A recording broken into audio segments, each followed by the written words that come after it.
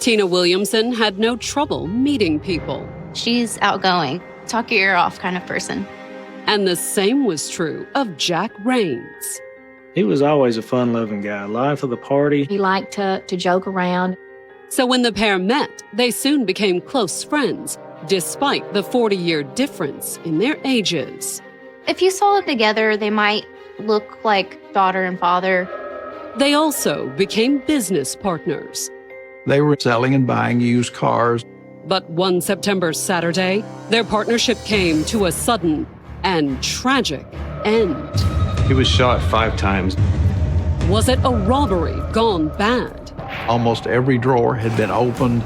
Things had been thrown around.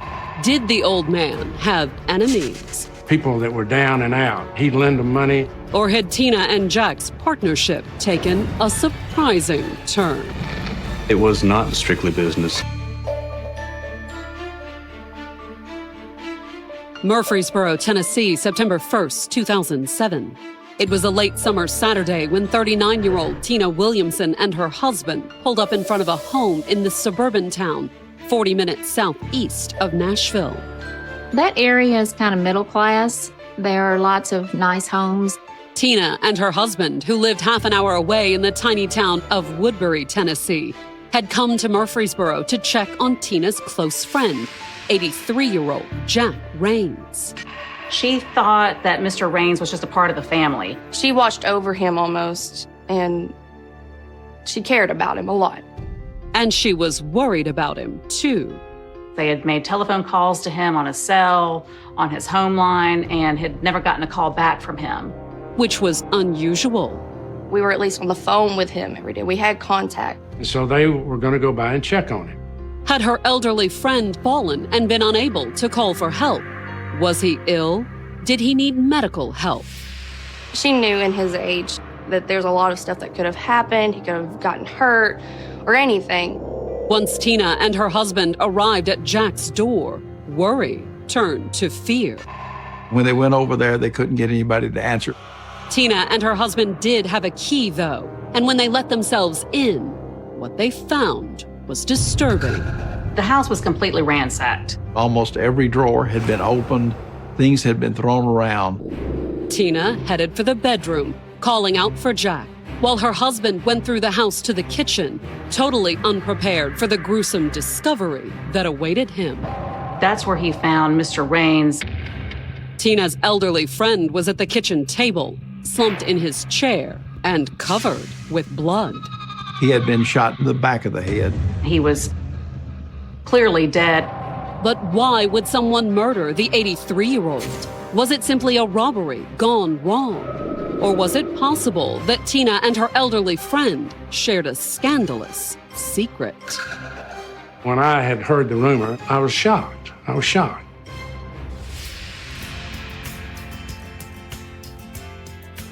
Born in 1968, Tina grew up an hour and a half southeast of Nashville, in the small town of McMinnville, Tennessee. My mom, Tina, was from Middle Tennessee. She stayed in the McMinnville and Woodbury area pretty much her whole life. She was a happy, friendly child. She's outgoing, very loud and talkative, talk your ear off kind of person. And as a teenager, she proved popular with the boys, too. She met my dad in high school at Riverdale. The high school sweethearts became husband and wife in 1986. She was still in high school when they got together and got married. She was also still in high school when she got pregnant. I think she was 17. Tina dropped out of school and gave birth to a son.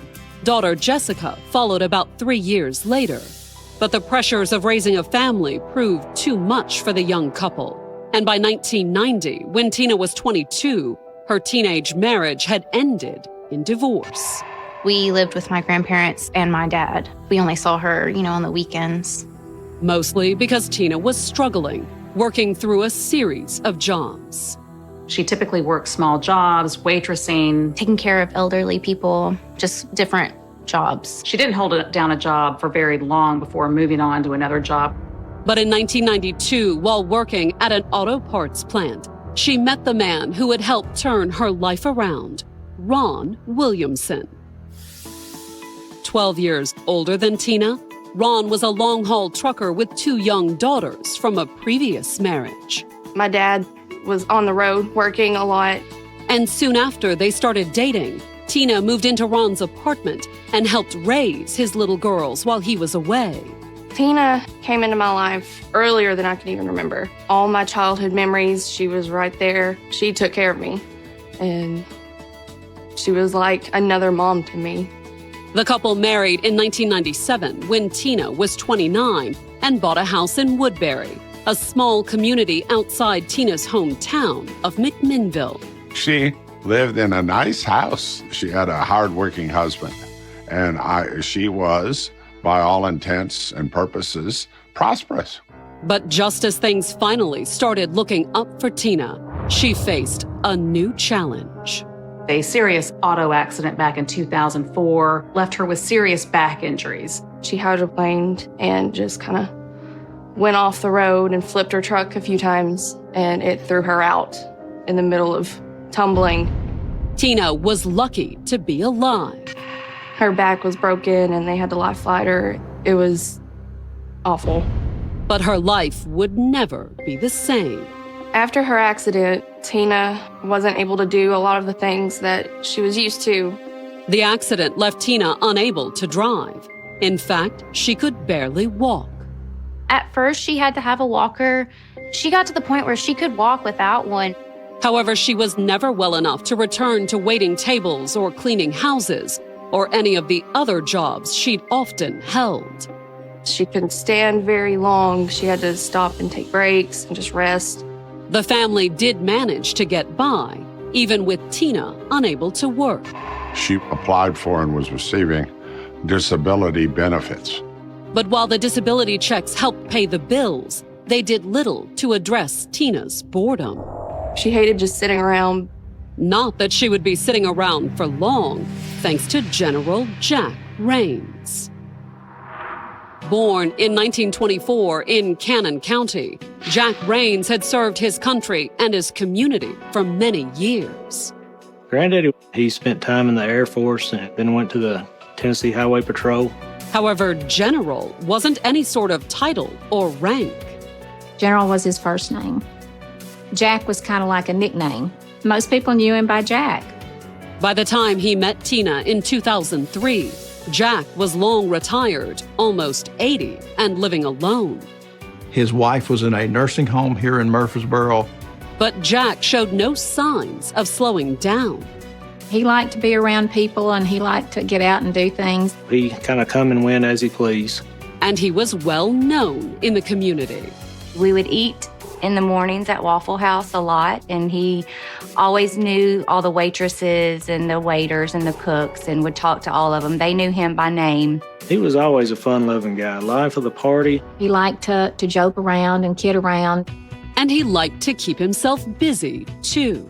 Granddaddy Jack was always doing something, buying and trading, selling guns and knives and whatever was his passion at that time. Jack's love of trading was also how he met Tina. After talking guns with Jack at a few flea markets, Tina's husband invited the elderly gentleman home to see his gun collection and meet his wife.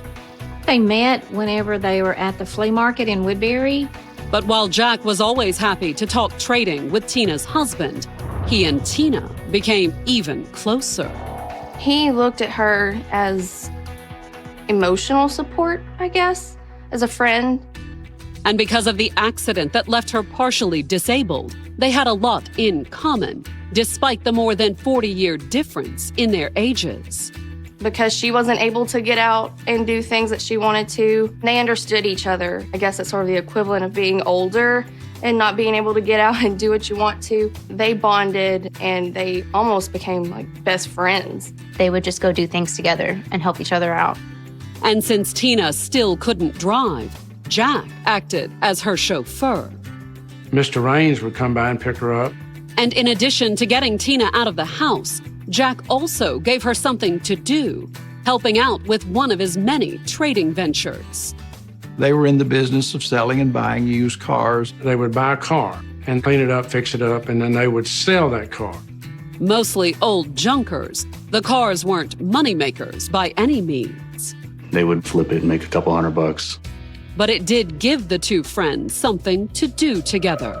They had a routine. They'd go through, they'd take her to breakfast, and then they'd go buy a car. And before long, Jack was more or less a member of Tina and Ron's family. They invited him to have dinner and everything, and then that became kind of a weekly routine. In fact, lots of people assumed Jack was family. If you saw them together, they might look like daughter and father. He came over for birthdays, for holidays. She became a pretty good part of his life. But in September of 2007, after 4 years of friendship, Jack Raines would suddenly be out of Tina's life forever. Coming up, the authorities investigate Jack's murder. I believe that this was just a robbery gone bad. And they uncover some surprising secrets in his past. These were some tough characters. It was late evening on September 1st, 2007, when the husband of 39-year-old Tina Williamson called 911 and reported that they had just found their elderly friend, General Jack Raines, dead in his Murfreesboro, Tennessee home. They had not been able to get in contact with him. They went over to the house to try to discover what, if anything, was going on. And as he explained to the 911 dispatcher, that was when they discovered that the 83-year-old Air Force veteran had been murdered. Mr. Raines had been shot at the kitchen table. He was shot 5 times in the back of the head. Someone shot him 3 times in the back of the head from a distance, got closer and shot him another time. And then the final shot was a contact wound where the gun was placed to the back of his head. And based on how he'd been killed sitting at his kitchen table, Jack had been caught completely unaware by his attacker. There did not appear as if there was any kind of struggle. But why would someone slip into the house and kill Jack? According to the police, they initially believed that this was just a robbery gone bad. Was someone targeting the neighborhood? It was a nice little place, mostly retired people living in the neighborhood. Or had they targeted Jack specifically? An angry buyer, perhaps? Anybody that has dealings involving automobiles, you're going to have disgruntled folks. Murdering Jack over a lemon might seem over the top, but whatever led to the shooting, there were a few things that immediately caught the investigators' attention. One of the first things they noticed was there were no signs of forced entry. But that wasn't all they noticed. Almost every drawer had been opened, things had been thrown around, but there were a lot of items of value that were not taken. Things like jewelry and electronics. We've investigated so many burglaries, the items of value are the things that go first. And that raised some serious questions about what had, at first, looked like a robbery gone bad. My partner and I both suspected that it had been staged. Suddenly, the investigators had a real mystery on their hands. And hoping for some answers, they turned to the first witnesses at the scene, Tina and her husband. Tina was fighting back tears when she spoke to the detectives. She seemed distraught. She really loved Mr. Raines because, he was a grandfatherly figure. She had lost someone that she cared about, someone that she loved, and she had a very hard time just even getting the words out of her mouth. Eventually, though, Tina was able to tell the detectives that she had last seen Jack the day before when he drove into Woodbury on Friday, August 31st. Mr. Raines had gone that morning to Woodbury, to her home, picked her up, then took her out to breakfast at a local fast food restaurant. It was something they did almost every Friday, something Tina said she had always looked forward to since a near-fatal car accident 3 years earlier had left her on disability and unable to drive. She was at home a lot. She didn't really get out much. After breakfast, according to Tina, they had run a couple of errands, and then Jack had dropped her off back at her home. Tina Williamson said when interviewed by police that she had not been in Murfreesboro at all the day of August 31st, 2007. But when she didn't hear from Jack the following Saturday morning, Tina said she had started to worry. And so had her husband, who was home for the weekend. They thought it was odd that they hadn't heard from him. But who might have had reason to kill Jack? Tina said she had no idea. He was just such a great person. And when the investigators followed up with Jack's family, they were just as mystified as Tina. As far as who I thought may be responsible, I didn't have any idea at the time. My grandfather was well liked, and there was no one that disliked him that I know of. The following Sunday, while the detectives continued to conduct follow-up interviews with family and friends, Tina turned a picnic she'd been planning to have with Jack at the city park into an impromptu memorial service for her murdered friend. She had a tribute to Mr. Raines, a little lunch out at the park, where she had his military pictures and all these things. Jack's funeral on Wednesday was an even more elaborate affair, highlighting his long service to his country and community. The Patriot Riders were there, and we had the color guard there. And of course, Tina was there too. She seemed pretty visibly upset. She was very heartbroken. And she expressed to me, she said, I loved Mr. Raines. By the time the community turned out at Jack's funeral to show their support for his grieving family and friends, the detectives had started piecing together a few things about Jack's murder. For starters, when Ron and Tina found the body on Saturday evening, Jack had been dead for more than 24 hours. The medical examiner estimated that he'd been killed late on Friday morning. Somewhere between 11 o'clock and 12 o'clock on August the 31st, 2007. The autopsy had also recovered the bullets from Jack's body. Mr. Raines was killed with a .22 caliber pistol. But the most intriguing thing was what the investigators had uncovered about Jack. Apparently, guns, knives, and used cars weren't all that he bought and sold. He dealt in moonshine. He didn't make it. Instead, he was more of a middleman, just like his other trading ventures. He had lots of moonshine, and he sold it pretty regularly. Making or selling unlicensed moonshine was illegal in Tennessee at the time. And as the investigators discovered, that wasn't the only questionable thing Jack had done to make money. He did loan money to people. People that were down and out. He'd lend them money. And the interest would add up, often to many times the original loan. He may lend somebody $400, and then every pay period he'd take $100. He was a loan shark. Was it possible that someone who owed Jack money, or one of his moonshine customers, was behind his murder? These were some tough characters. I said, goodness gracious, there's probably 1,000 people out there that could have done that. And, or might wanted to do it. Following up with Tina and her daughter, investigators uncovered what sounded like a promising lead. Tina suggested that there was a guy that had a beef with Jack, and that he was the one truly responsible for his murder. They'd been arguing back and forth for 2 or 3 weeks or something like that. So why hadn't Tina mentioned it before? Grief, according to her stepdaughter. I think she was in shock when all this happened, and she had a very hard time just even getting the words out of her mouth. It wasn't like she was trying to hide anything. It may have taken a while for them to get it, but when the detectives followed up on the tip, a neighbor did say he'd seen someone fitting the man's description leaving Jack's house a day or two before the murder. He went storming in the house, and all of a sudden, he just ran out. Thanks to Tina and her daughter, had the investigators finally caught a break. Coming up, the investigators uncover a crucial clue. Tina had made calls that were actually pinging off the cell phone tower nearest to the victim's home. One that leads to a surprising discovery. They saw her on the cameras walking down the road. By September 6, 2007, it had been 5 days since 39-year-old Tina Williamson found her friend 83-year-old Jack Raines, dead in his Murfreesboro, Tennessee home.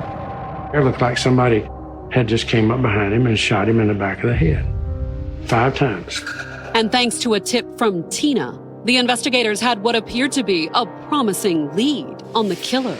There was someone that had a dispute with Mr. Raines. She believed that dispute was over money. But would Tina's tip pan out when the sheriff's deputies took the suspect into custody? Police fully questioned him, but determined that he had a solid alibi. And with that, their promising lead evaporated. There was absolutely no way that he could have committed the crime. However, while the man who owed him money appeared to be a dead end, the killer might still be someone who had business dealings with Jack. Because when the investigators did a little background checking on his good friend and partner, Tina, they made a surprising discovery. Tina had a lengthy criminal history. She was in trouble with the law quite a bit, from about her late teens to her early 30s. Most of the trouble was minor stuff, including such things as shoplifting and bad checks and that kind of thing. But some of it wasn't. She did spend 3 years in federal prison for credit card fraud. And that left the investigators wondering, was it possible that Tina's history of fraud had something to do with Jack's death? Tina and the victim had a business together where they would buy and sell used cars. Was it possible that Tina was ripping off her business partner? That money would go into a special account that Tina had access to. In fact, as the investigators discovered, that wasn't the only joint account that Jack and Tina shared. They also had a $100,000 CD. A murdered man, $100,000 on the line, and a business partner with a history of fraud. It was more than enough to make the investigators take a closer look at Tina. The big thing that pointed towards Tina was money. On September 6th, the investigators asked Tina to come in to discuss her business relationship with Jack. During the interview, she brings in her checkbook and other assorted papers. In the interview, Tina repeated what she'd already told the investigators on Saturday morning after she found Jack's body, that she'd last seen Jack on Friday when he picked her up for breakfast. They had a rather pleasant morning together, no different than many of the other mornings they spent together. After breakfast and a few errands, Jack had gone home alone. She stated that he had dropped her off at her home there in Woodbury. And according to Tina, she hadn't been to Murfreesboro until the next evening when she and her husband found Jack dead at his kitchen table. She stated that she was in Woodbury the entire time after he dropped her off. But was it the truth? Looking through the paperwork Tina brought in, the title document for a used car happened to catch the investigators' eye. He notices that there is a spot on it. He believes that spot to be blood. It was far from enough to make an arrest, but the investigator did send the car title off to the crime lab. And then they went to Tina's house. We executed a search warrant and recovered a Smith & Wesson .22 caliber pistol.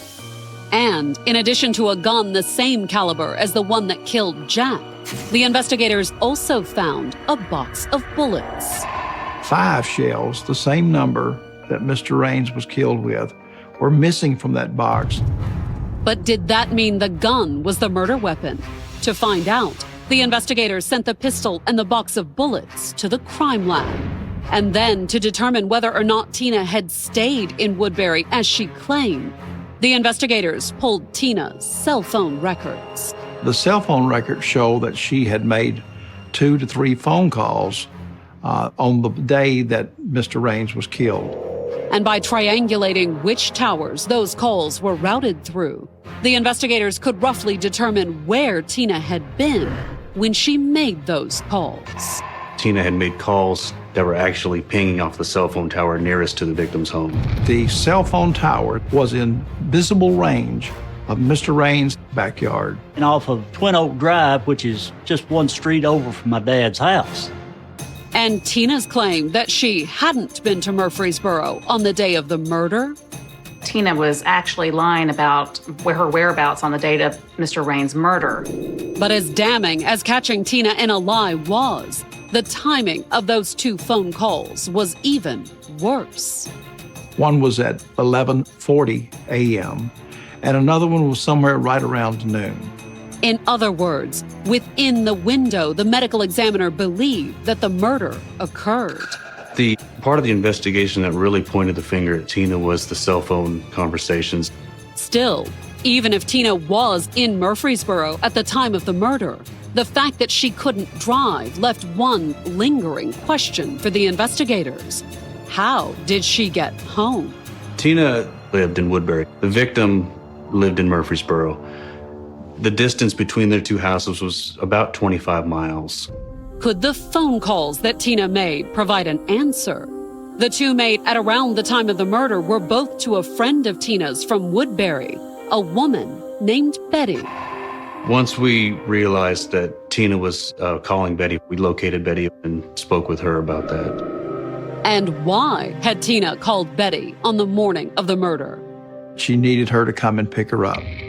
According to Betty, Tina asked her to give her a ride home from Murfreesboro.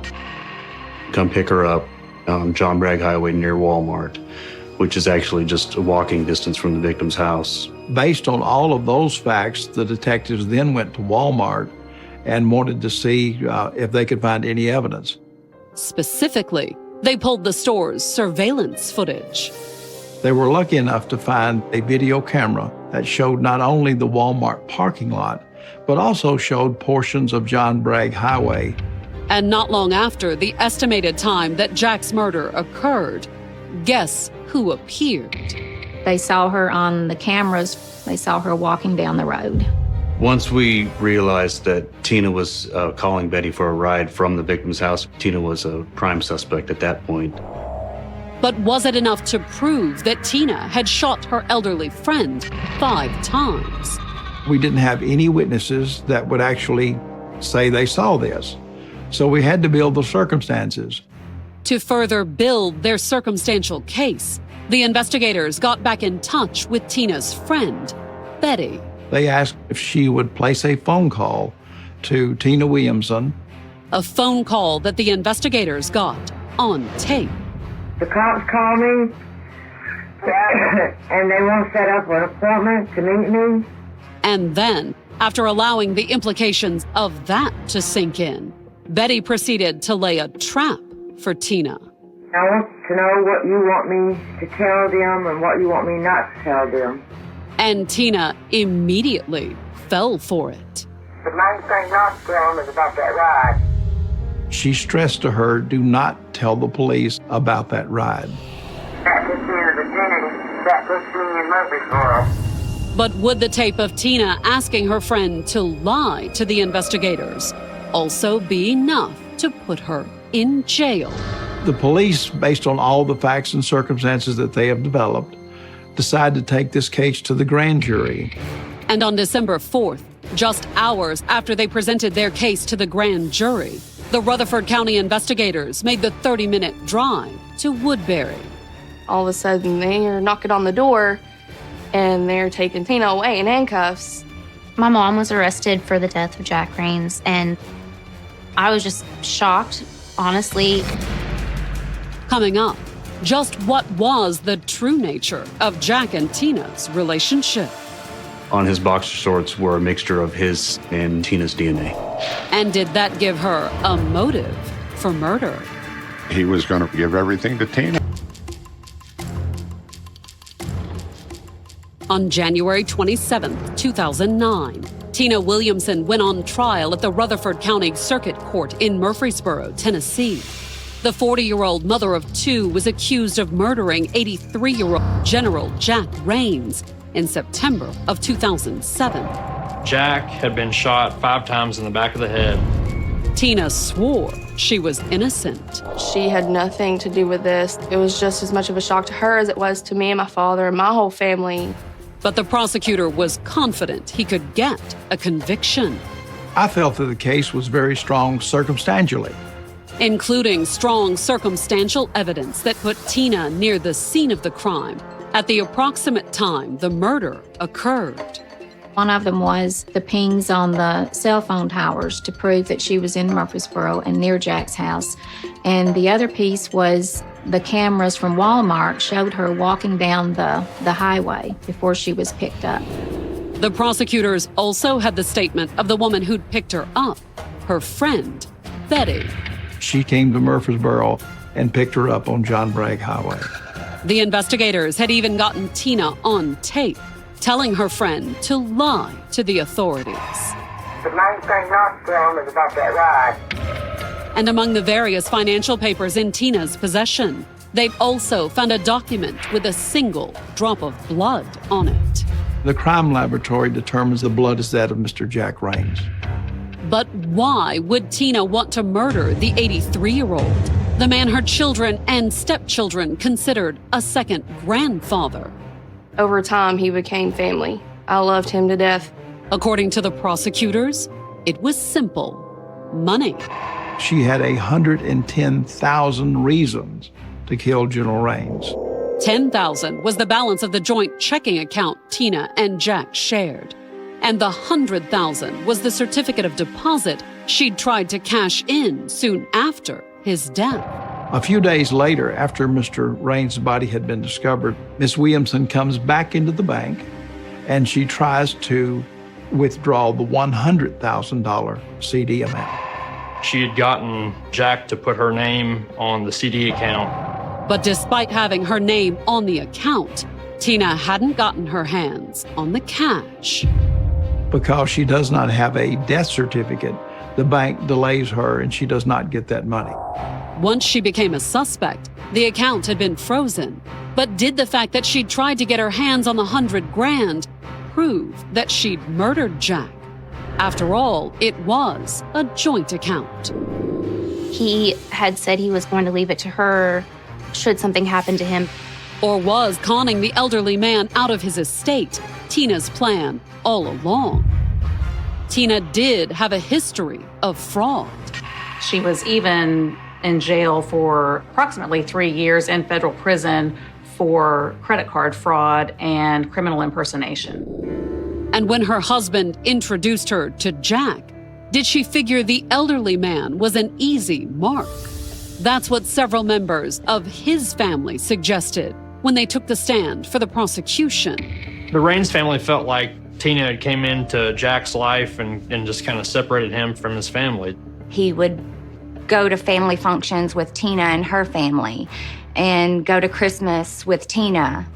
And according to the family, Tina's kindness had an ulterior motive. She was taking advantage of him. Especially when it came to the elderly man's finances. She had gotten him to change a lot of documents, legal documents, and put her name on there instead of family members that were on there before. Every opportunity that she got, she took advantage of it. Tina had brainwashed him. And it appeared that after a lifetime of passing bad checks and credit card fraud, Tina was angling for her biggest payoff ever. It was his intention, according to Tina and others, that he was going to revise his will and give everything to Tina upon his death. Was it simply a matter of looking out for his business partner? Not according to Jack. Mr. Raines had told several people that Miss Williamson was his girlfriend. Something may be going on romantically. That's what some of Jack's friends believed, despite the 40-year difference in their ages. People testified that they had seen affections in public. He was very devoted to her. But just how far did Jack and Tina's relationship go? The crime scene may have offered a clue. General Raines was found seated at his kitchen table. He was wearing an undershirt and a pair of boxer shorts. And when the crime lab tested those shorts, they made a surprising discovery. On his boxer shorts were a mixture of his semen and Tina's DNA.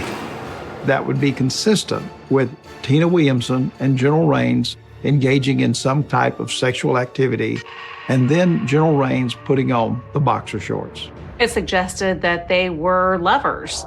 But did that mean she'd killed him? According to the defense, the answer was no. They did not have a murder weapon.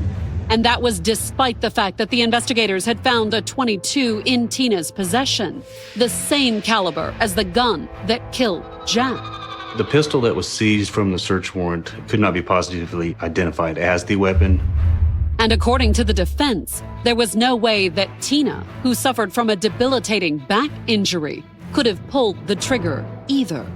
The defense argued that she didn't have the physical capability to kill him. According to the defense, Tina was a feeble person who could not have committed this crime. It would have been difficult for her physically to have fired that weapon in the manner it was fired. And even if she had been capable of shooting Jack, the defense said there was no way she would have done it. It's obvious that Tina felt genuine affection for Jack Raines. Just not that kind of affection, according to the defense. Tina denied the affair, and the defense claimed that there was a perfectly innocent explanation for the DNA found on Jack's boxers. One of the reasons my mom's DNA could have been on Jack's shorts was because she cleaned his house and she did his laundry for him. But the defense focused on refuting the prosecution's claim that Tina had killed Jack for money. My mom had no financial motive to kill Jack. He gave her money. To be sure, at his death, she gained some, but she would have gained much, much more with him living. According to the defense, in addition to the money they made buying and selling cars, Jack would regularly help Tina pay her mortgage or make her husband's car payment. Whenever she couldn't make a payment, which was probably most of the time, she would call Jack and get him to make the payment on it. He was footing the bill for a lot of that stuff. Tina had absolutely no reason that she wanted Mr. Raines dead. And the fact that she had tried to cash in on their joint CD after Jack's death, the defense claimed that Tina had simply done what her dead friend would have wanted. He had told me that he was going to be giving it to her whenever, he passed on. And if that was true, why bother killing the 83-year-old when she could just wait it out? The prosecution suggested that after 4 years, maybe Tina had lost her patience. I think that greed took over, and she decided that she wanted to get the $10,000, she wanted to get the $100,000, and that's the steps she took to get those. The defense dismissed the notion. She profited more by him being alive than being dead. In fact, the defense was so confident that they disproved the prosecution's motive that they rested their case without calling Tina to the stand. There was nothing she probably could have added to the actual facts in the case. Or, as the prosecutors believed, was there another reason Tina was reluctant to testify? Because we had the tapes of her saying, "Don't tell them about the ride." She would have to take the stand and basically call a large number of witnesses liars.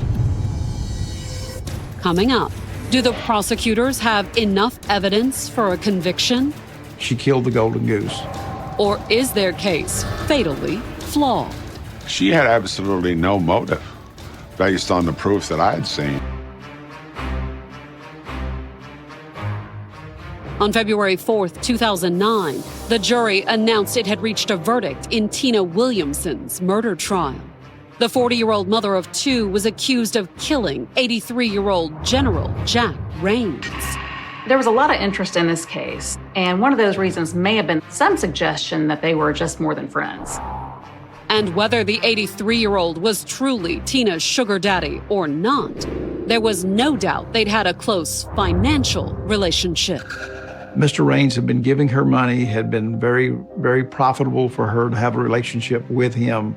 A relationship the prosecution claimed that Tina had ended with 5 shots to the back of Jack's head. Her financial motive wasn't that she needed money, it was that she was greedy and wanted more. We believe that she killed the golden goose. But the defense asked why, if he really was the golden goose, would Tina kill him? She had absolutely no motive based on the proof that I had seen for killing Jack Raines. And the prosecution's proof that she had killed Jack Raines was largely circumstantial. We did not have a definite murder weapon. The prosecution confirmed that it was a .22 caliber weapon that was used to kill Mr. Raines, but they could not confirm that that weapon belonged to Tina. But would that be enough to sway the jury's decision? I was both excited for it to come and, be over with, but I was also dreading it because you never know what's going to happen. It all came down to the reading of the verdict. Tina was found guilty of second-degree murder and felony murder. The news left Tina's family shattered. I was just blown away when they said she was guilty. I didn't know what to think. I was just dumbfounded. And I was like, this is real. This actually happened. But Tina seemed surprisingly calm. She reacted stoically. She showed no real emotion. To the verdict, at least. But her sentencing hearing in April was a different story. Tina received a sentence of life without the possibility of parole. She hung her head, and I believe she was even crying. For Jack's family, the outcome was just. She'll be there for her lifetime, and so that was good enough for justice for the family. Anybody that would shoot someone in the back of the head several times has to be somewhat evil. But to this day, opinions in Murfreesboro and Woodbury remain divided. Some people believe that Jack and Tina had a father and daughter relationship, and then others in the town believe that, there was a little bit more happening there. And despite Tina's conviction, her family still maintains that she's innocent. I think she was at the wrong place at the wrong time. I believe she made herself look very bad to the police. But I think it was also that the cops, they just looked at the first person who looked most like a suspect.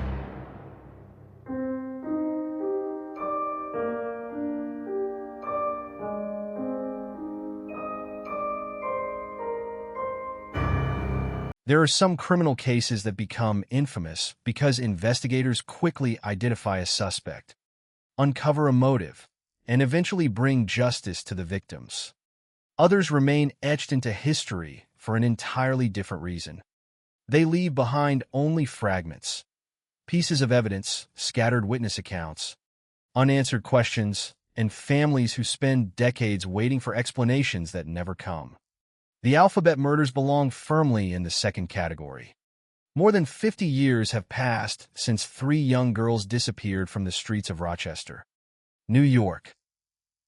Their lives ended in horrifying circumstances, yet no court has ever convicted anyone for their murders.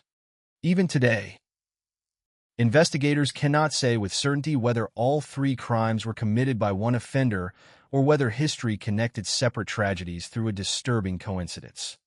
The uncertainty has become part of the story itself. Rochester in the early 1970s was known primarily as a thriving industrial city. Large employers attracted thousands of working families, neighborhoods were filled with modest homes, and children often walked to nearby stores without attracting concern. Running errands alone was considered a normal part of growing up. Parents trusted the streets they knew. Neighbors recognized one another. A short walk to a pharmacy or grocery store was an ordinary responsibility rather than a dangerous journey. That ordinary sense of security makes the events that followed even more unsettling. Within a period of just over 2 years, 3 girls between the ages of 10 and 11 vanished while carrying out simple errands. Each disappeared during daylight or early evening while performing tasks their families had entrusted to them. Each was later found dead in a rural location outside the immediate neighborhood where she had last been seen. Investigators documented evidence of sexual assault in each case, and all 3 children died from strangulation. Those similarities alone would have drawn comparisons. Yet another detail transformed the investigations into one of America's most recognizable cold cases. Every victim shared matching initials in her first and last name: Carmen Colon, Wanda Volkovich, Michelle Maenza. Even more unsettling, each girl's body was discovered in or near a location whose name began with the same letter. Carmen Colon near Churchville and Riga. Wanda Volkovich in Webster. Michelle Maenza in Macedon. To many observers, the pattern seemed impossible to ignore. Newspapers quickly embraced the label alphabet murders, while others referred to the crimes as the double initial murders. The unusual naming convention inevitably reminded readers of Agatha Christie's famous novel, The ABC Murders, in which a killer deliberately follows an alphabetical sequence to taunt investigators. Whether the resemblance reflected an intentional signature or nothing more than an extraordinary coincidence remains one of the central questions surrounding the case. Importantly, law enforcement has never officially confirmed that a single person committed all three murders. While many detectives believed the similarities deserved serious consideration, others cautioned against allowing a striking pattern to overshadow differences between the investigations. That debate continues today, illustrating how difficult it can be to separate evidence from assumption in an unsolved case. The passage of time has not diminished the emotional weight carried by these crimes. For the families involved, the case has never been defined by newspaper headlines or memorable nicknames. It has always been about three children who left home expecting to return within minutes. None of them imagined that an ordinary errand would become the final journey of their lives. Before the theories, before the speculation about serial offenders, before suspects were investigated and eventually dismissed, there were simply families waiting. A mother expecting medicine to be brought home, another waiting for groceries, another believing her daughter would return after helping recover a misplaced wallet. Those everyday moments would become the last memories their loved ones carried before everything changed.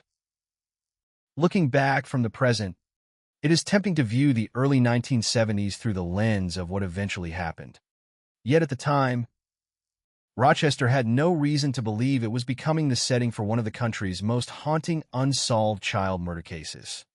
Parents did not warn children about a mysterious predator because no such predator had yet been identified. There were no widespread alerts, no mobile phones, no surveillance cameras recording every street corner, and no rapid communication networks capable of spreading descriptions within seconds.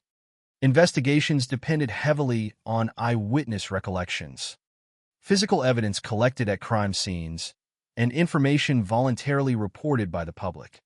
Every missed observation, every delayed report, and every overlooked detail could become significant.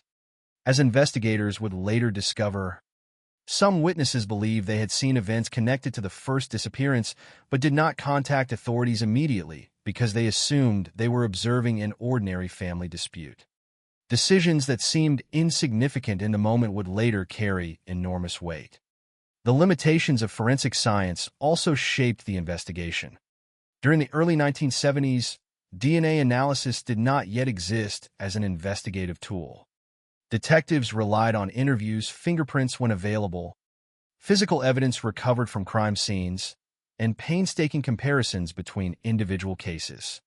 Information that modern investigators might resolve through advanced forensic testing often remained uncertain for decades.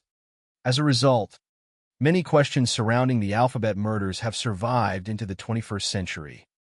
Modern investigators continue to examine preserved evidence whenever possible, hoping advances in forensic technology may eventually provide answers that were impossible to obtain when the crimes first occurred.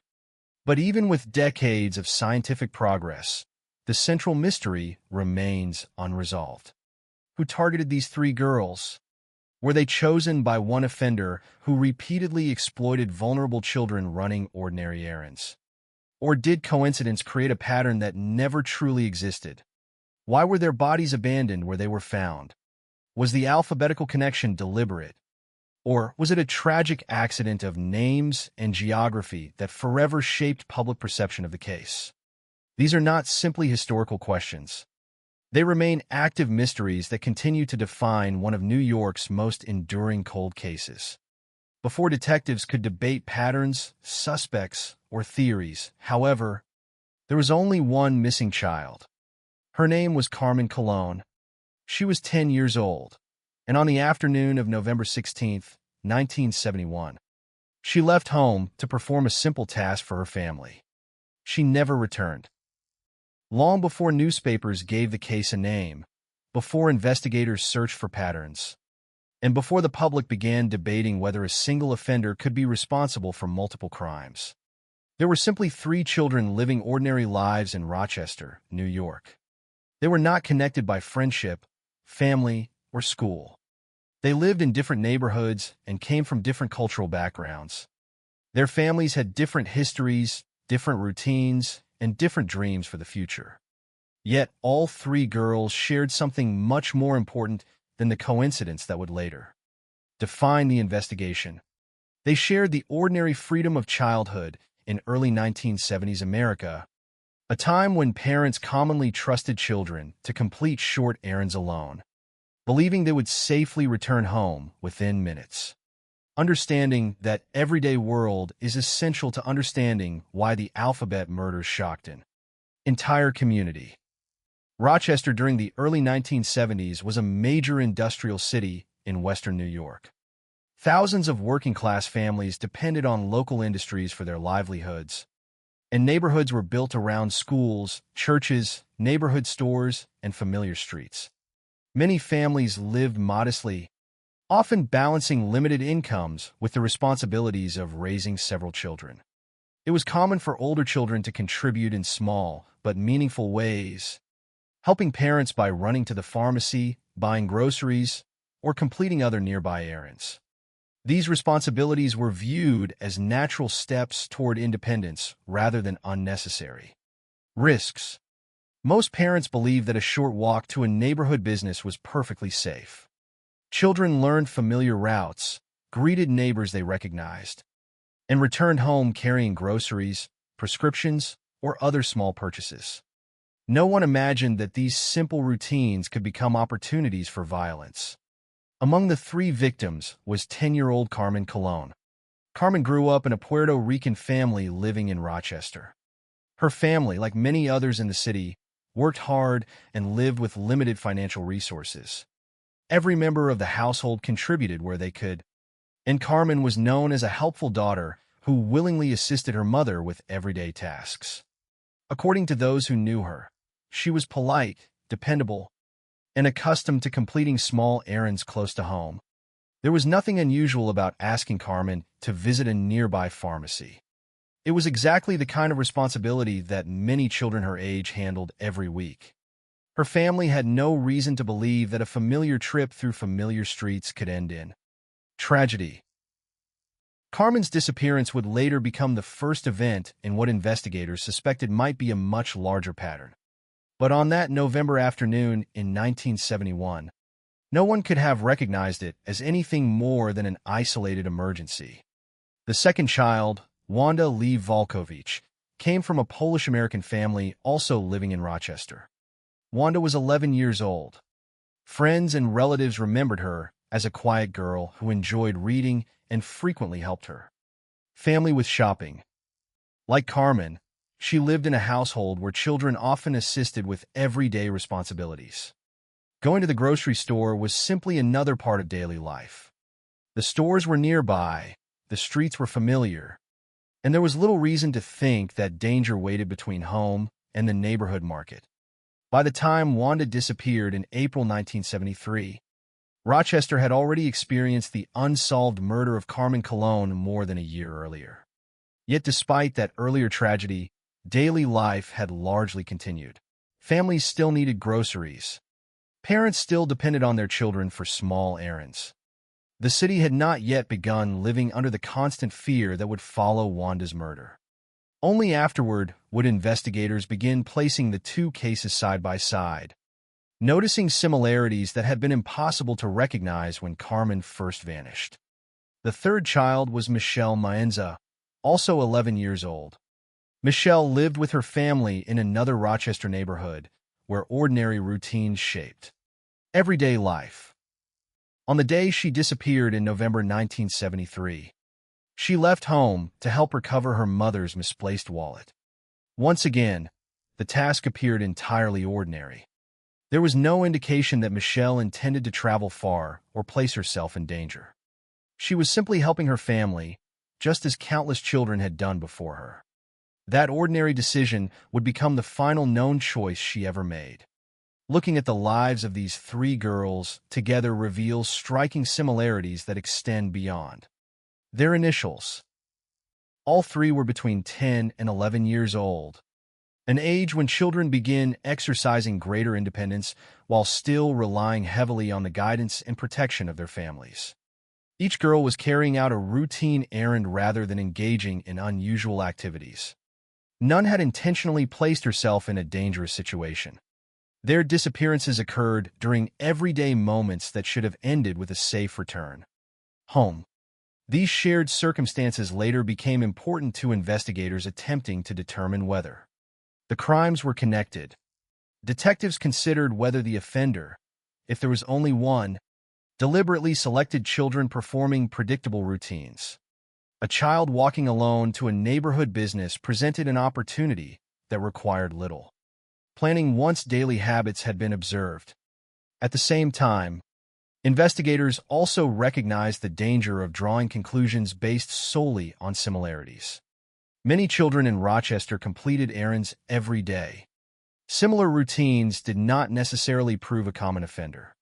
This tension between meaningful pattern and possible coincidence would remain one of the defining challenges throughout the investigation. Another important similarity involved the circumstances of the victims' families. The available information indicates that all three girls came from relatively modest backgrounds. Their families worked hard, managed limited resources, and depended upon cooperation among family members. Children helping with household responsibilities was not unusual, but expected. These ordinary routines reflected trust rather than neglect.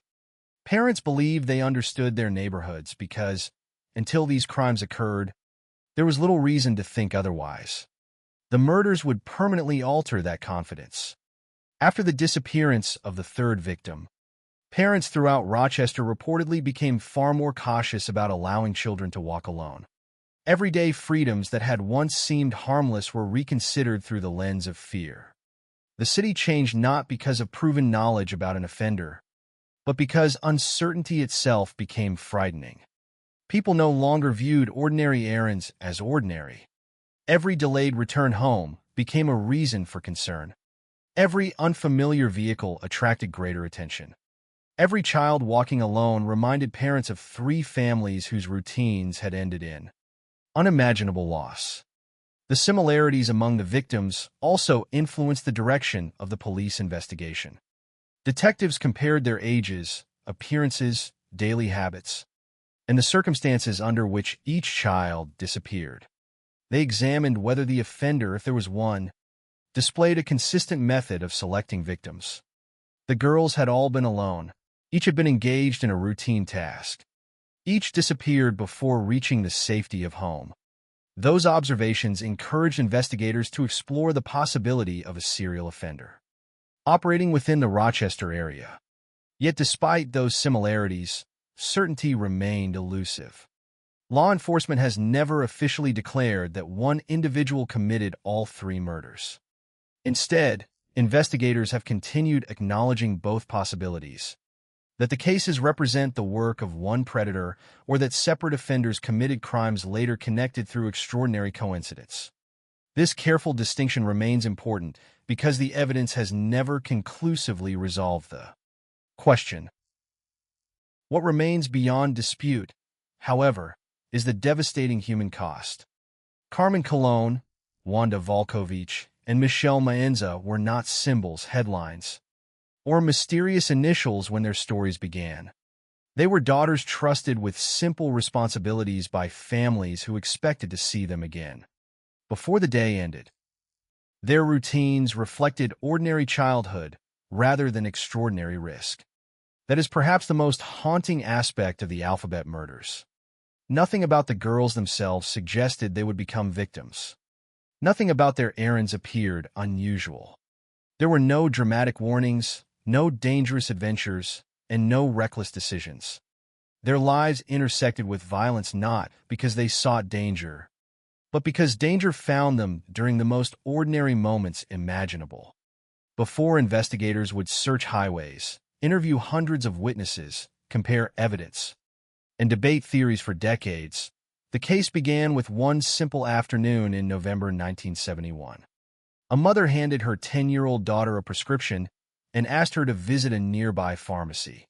It was a request made countless times in countless households. On that day, however, it became the first chapter in one of America's most enduring unsolved mysteries. On the afternoon of November 16, 1971, nothing suggested that Rochester was about to become the setting of one of America's most haunting unsolved murder cases. For the Colon family, the day had begun like countless others. Daily responsibilities filled the afternoon, and among those responsibilities was a simple errand entrusted to 10-year-old Carmen Colon. She had performed similar tasks before. The destination was familiar, the distance was short, and there was little reason for anyone to believe she faced extraordinary danger. Like many working-class families living in Rochester during the early 1970s, the Colon family relied on cooperation. Children often helped their parents by completing small neighborhood errands, whether buying groceries, collecting prescriptions, or delivering messages. Such routines reflected trust and necessity rather than carelessness. Parents expected children to return within minutes, and neighbors thought little of seeing young boys and girls walking alone through familiar streets. Carmen was known as a polite and dependable child who willingly helped her family. According to the available information, she did not have a reputation for wandering away or ignoring instructions. On that November afternoon, her mother asked her to visit a nearby pharmacy to pick up a prescription. The request appeared entirely ordinary. The pharmacy was only a short distance from home, and there was every expectation that Carmen would complete the errand and return safely. At approximately 4:20 p.m., Carmen entered the pharmacy. Employees later confirmed that she had arrived as expected. However, the prescription was not yet ready. Rather than waiting inside the store, Carmen reportedly said, "I'll come back," before leaving. Those simple words would become the final documented statement she ever made. They reflected nothing unusual. There was no indication that she felt frightened or believed anyone was following her. She simply intended to return later after giving the pharmacy additional time to prepare the medication.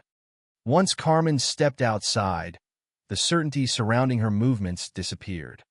Investigators were later forced to reconstruct the next stage of the afternoon almost entirely through witness accounts.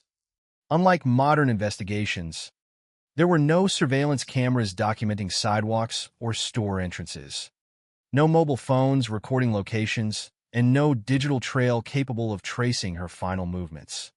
Detectives depended upon the memories of ordinary people who happened to be nearby, many of whom did not initially realize they had witnessed anything important. Among the most significant accounts came from individuals traveling along Interstate 490. Several witnesses later described seeing a young girl running near the highway in obvious distress. According to their recollections, the child appeared frightened. She was reportedly crying and repeatedly looking behind her as though attempting to escape someone. The scene stood out because it seemed unusual for a child to be running alongside such a busy roadway. Yet even then, none of the witnesses immediately recognized the encounter as a kidnapping or an unfolding murder. According to those accounts, a light-colored vehicle eventually stopped near the girl. A man exited the vehicle and approached her. Witnesses later stated that the man led or forced the child back into the automobile before driving away. At the time, however, many observers assumed they were witnessing a family disagreement rather than a violent crime. A parent restraining an upset child did not immediately suggest criminal activity. As a result, authorities were not contacted while the event was taking place. Only later, after news of Carmen's disappearance spread throughout Rochester. Did witnesses realize that what they had seen might have been connected to the missing 10-year-old? Their recollections became some of the most unsettling aspects of the investigation because they raised an agonizing possibility. Had the true nature of the incident been recognized immediately, law enforcement might have received critical information while the child was still alive. Yet hindsight often creates clarity that simply did not exist in the moment. The people who observed the encounter could only interpret what they believed they were seeing, and nothing about the situation conclusively identified it as a kidnapping while it unfolded before them. Later that same day, the search for Carmen ended in tragedy. Her body was discovered in a rural area near Churchville and Riga, outside Rochester in Monroe County. The location was quiet and isolated, far removed from the neighborhood where she had begun her afternoon errand. Investigators immediately recognized that the circumstances surrounding her death pointed toward a violent criminal act rather than an accident. Medical examination established several critical findings. Carmen had been sexually assaulted. She had been killed by strangulation. Her body had been left outdoors in a secluded area. Investigators also noted evidence indicating that she had struggled before her death. These findings shaped the direction of the investigation almost immediately. Detectives now faced not only the disappearance of a child, but the deliberate murder of a young girl, whose final hours remained almost entirely unknown. The rural location where Carmen's body was found presented additional challenges. Outdoor crime scenes are particularly vulnerable to weather, animal activity, and accidental contamination. Every passing hour increases the possibility that valuable physical evidence may disappear forever. In 1971, these difficulties were compounded by the absence of modern forensic techniques. DNA analysis would not become available for criminal investigations until many years later. Detectives instead relied on the physical evidence they could recover, witness interviews, and painstaking investigative work, determining exactly where Carmen had been assaulted, how long she had been held, and whether she had been transported directly to the rural location or elsewhere first proved extraordinarily difficult. Investigators began an extensive inquiry. Approximately 500 people were interviewed during the early stages of the investigation. Detectives spoke with relatives, neighbors, pharmacy employees, local residents, truck drivers, known sex offenders, and anyone else who might possess relevant information.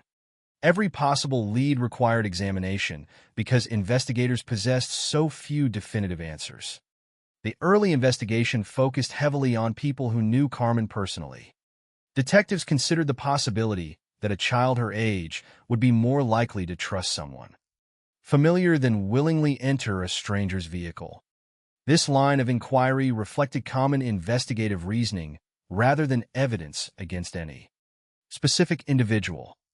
Authorities carefully examined Carmen's relationships, daily routines, and recent activities, hoping to identify someone with both opportunity and motive. Despite the scale of the investigation, no suspect could be linked conclusively to the crime. Witness statements provided important observations, but not enough certainty to identify the individual seen near Interstate 490. Physical evidence failed to produce a definitive answer. Interviews generated numerous leads, yet none resulted in criminal charges. As weeks turned into months, the investigation gradually slowed. Without new evidence, detectives found themselves repeatedly reviewing the same information, searching for overlooked details that might finally reveal the identity of Carmen's killer. For the Colon family, however, the passage of time offered little comfort. Every unanswered question remained painfully present. The ordinary errand that had begun with a trip to the pharmacy had ended in irreversible loss. Their daughter had left home expecting to return within minutes, carrying nothing more than the responsibility of collecting medicine. Instead, she became the victim of a crime that shocked Rochester and left investigators confronting a mystery with no clear solution. At that stage, few people imagined that Carmen's murder might represent the beginning of a larger pattern. The case appeared to be a singular tragedy, horrifying but isolated. Detectives continued searching for the individual responsible, believing that solving Carmen's murder would eventually bring justice to her family. They could not yet know that more than a year later another young girl of nearly the same age would leave home on an equally ordinary errand, disappear under remarkably similar circumstances, and force investigators to reconsider everything they thought they understood about the first case.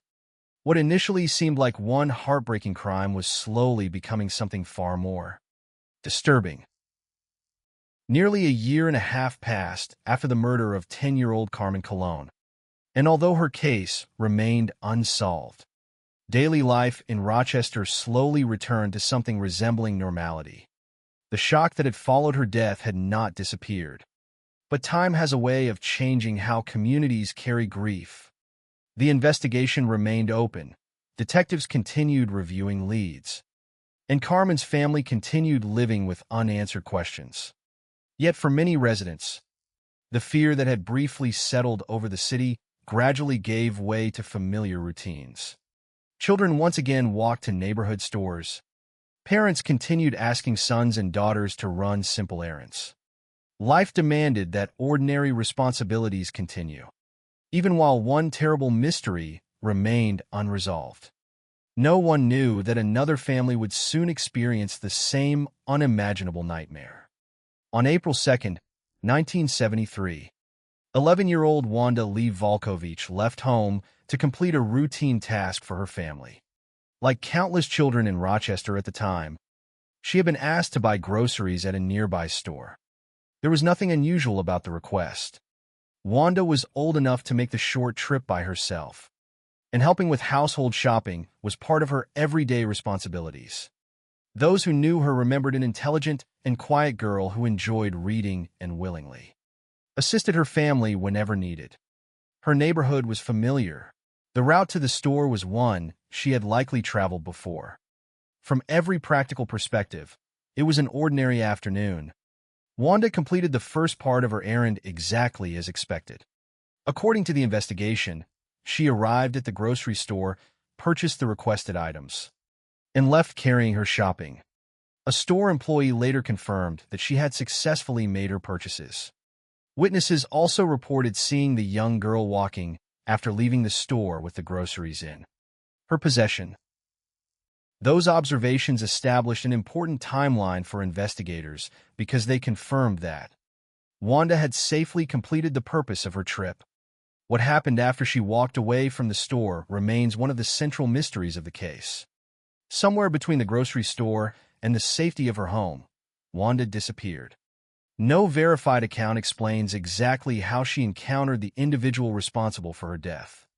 Whether she was approached while walking, persuaded to enter a vehicle, or forcibly taken has never been established through conclusive evidence.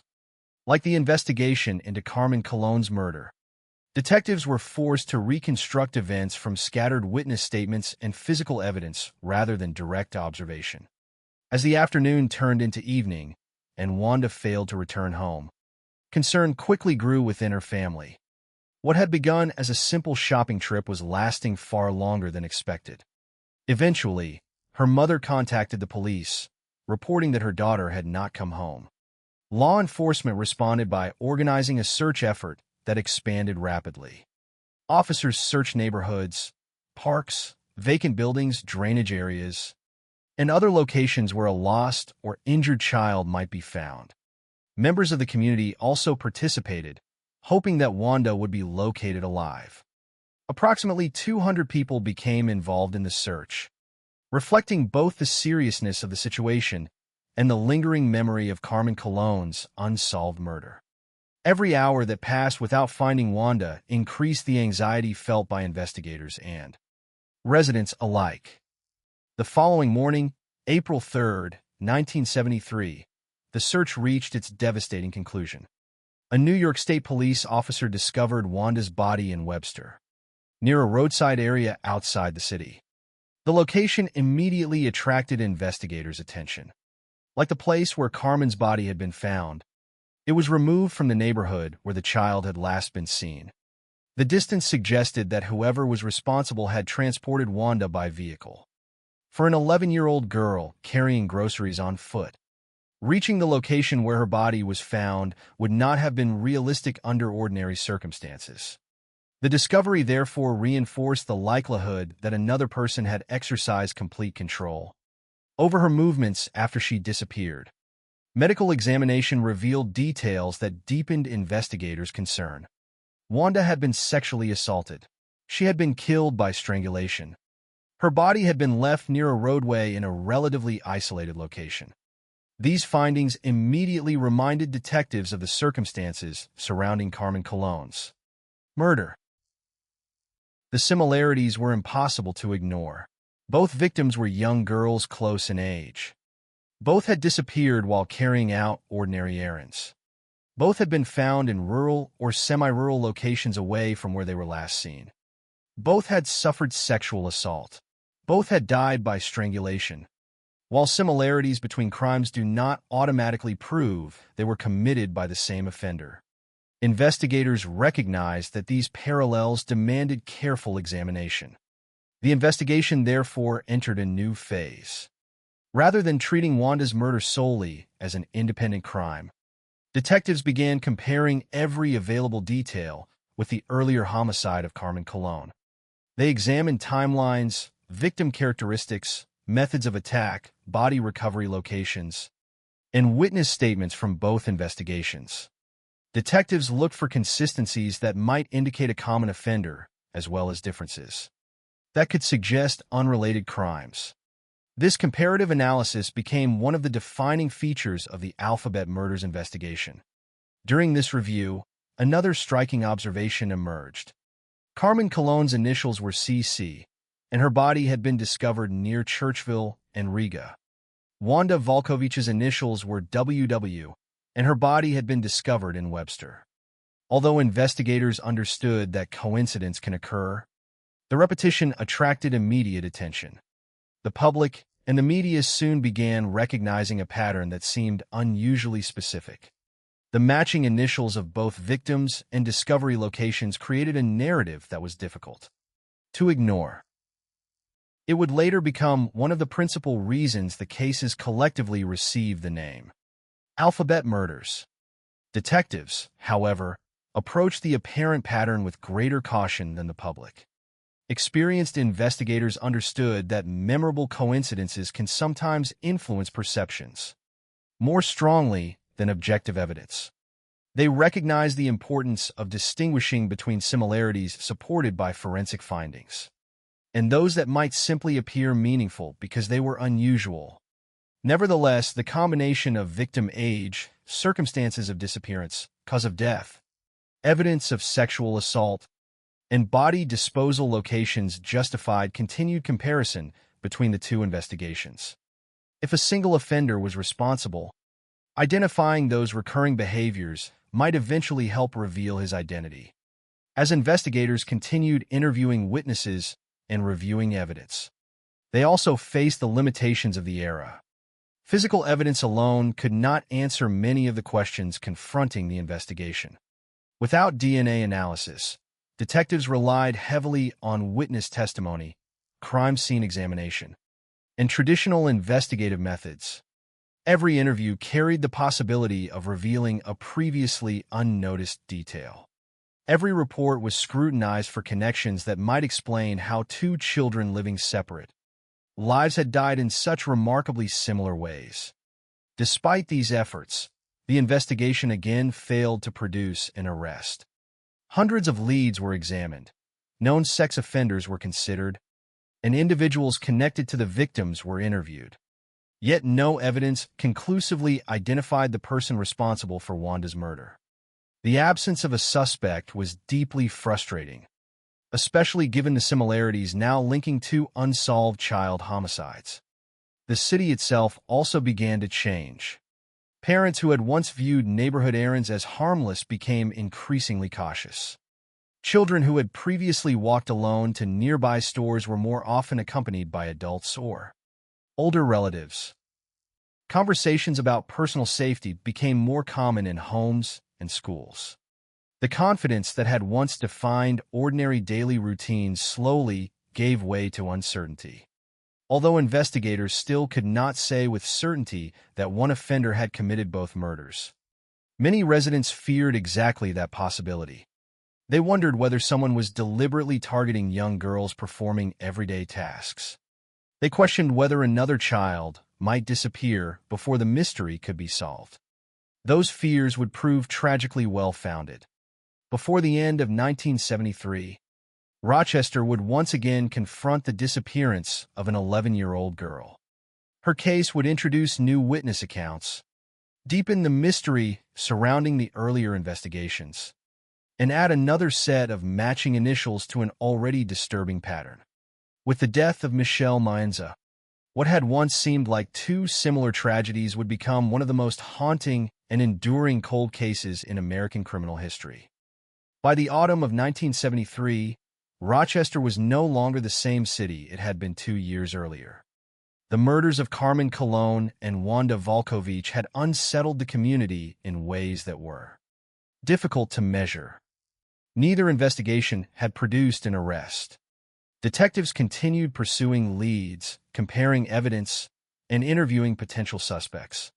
Yet the identity of the person responsible remained unknown.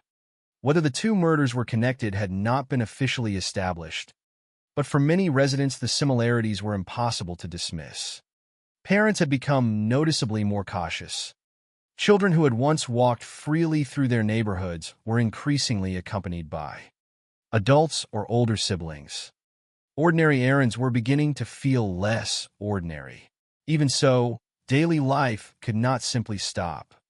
Families still had responsibilities. Stores still needed customers. Children still found themselves helping parents with the small tasks that had long been part of everyday life. It was within this atmosphere of uncertainty that 11-year-old Michelle Maenza disappeared on November 26, 1973. Unlike many crimes that begin with unusual circumstances, Michelle's story started with another completely routine family errand. According to the available information, Michelle's mother believed she had misplaced her wallet at a nearby shopping center.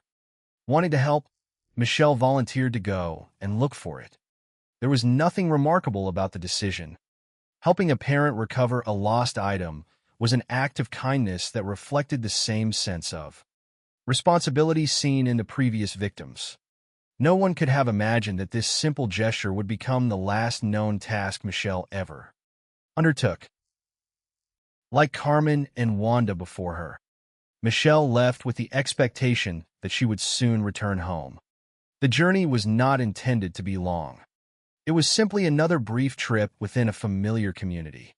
At that moment, neither Michelle nor her family knew that someone might already be watching, waiting for an opportunity to exploit the ordinary routines that children followed every day.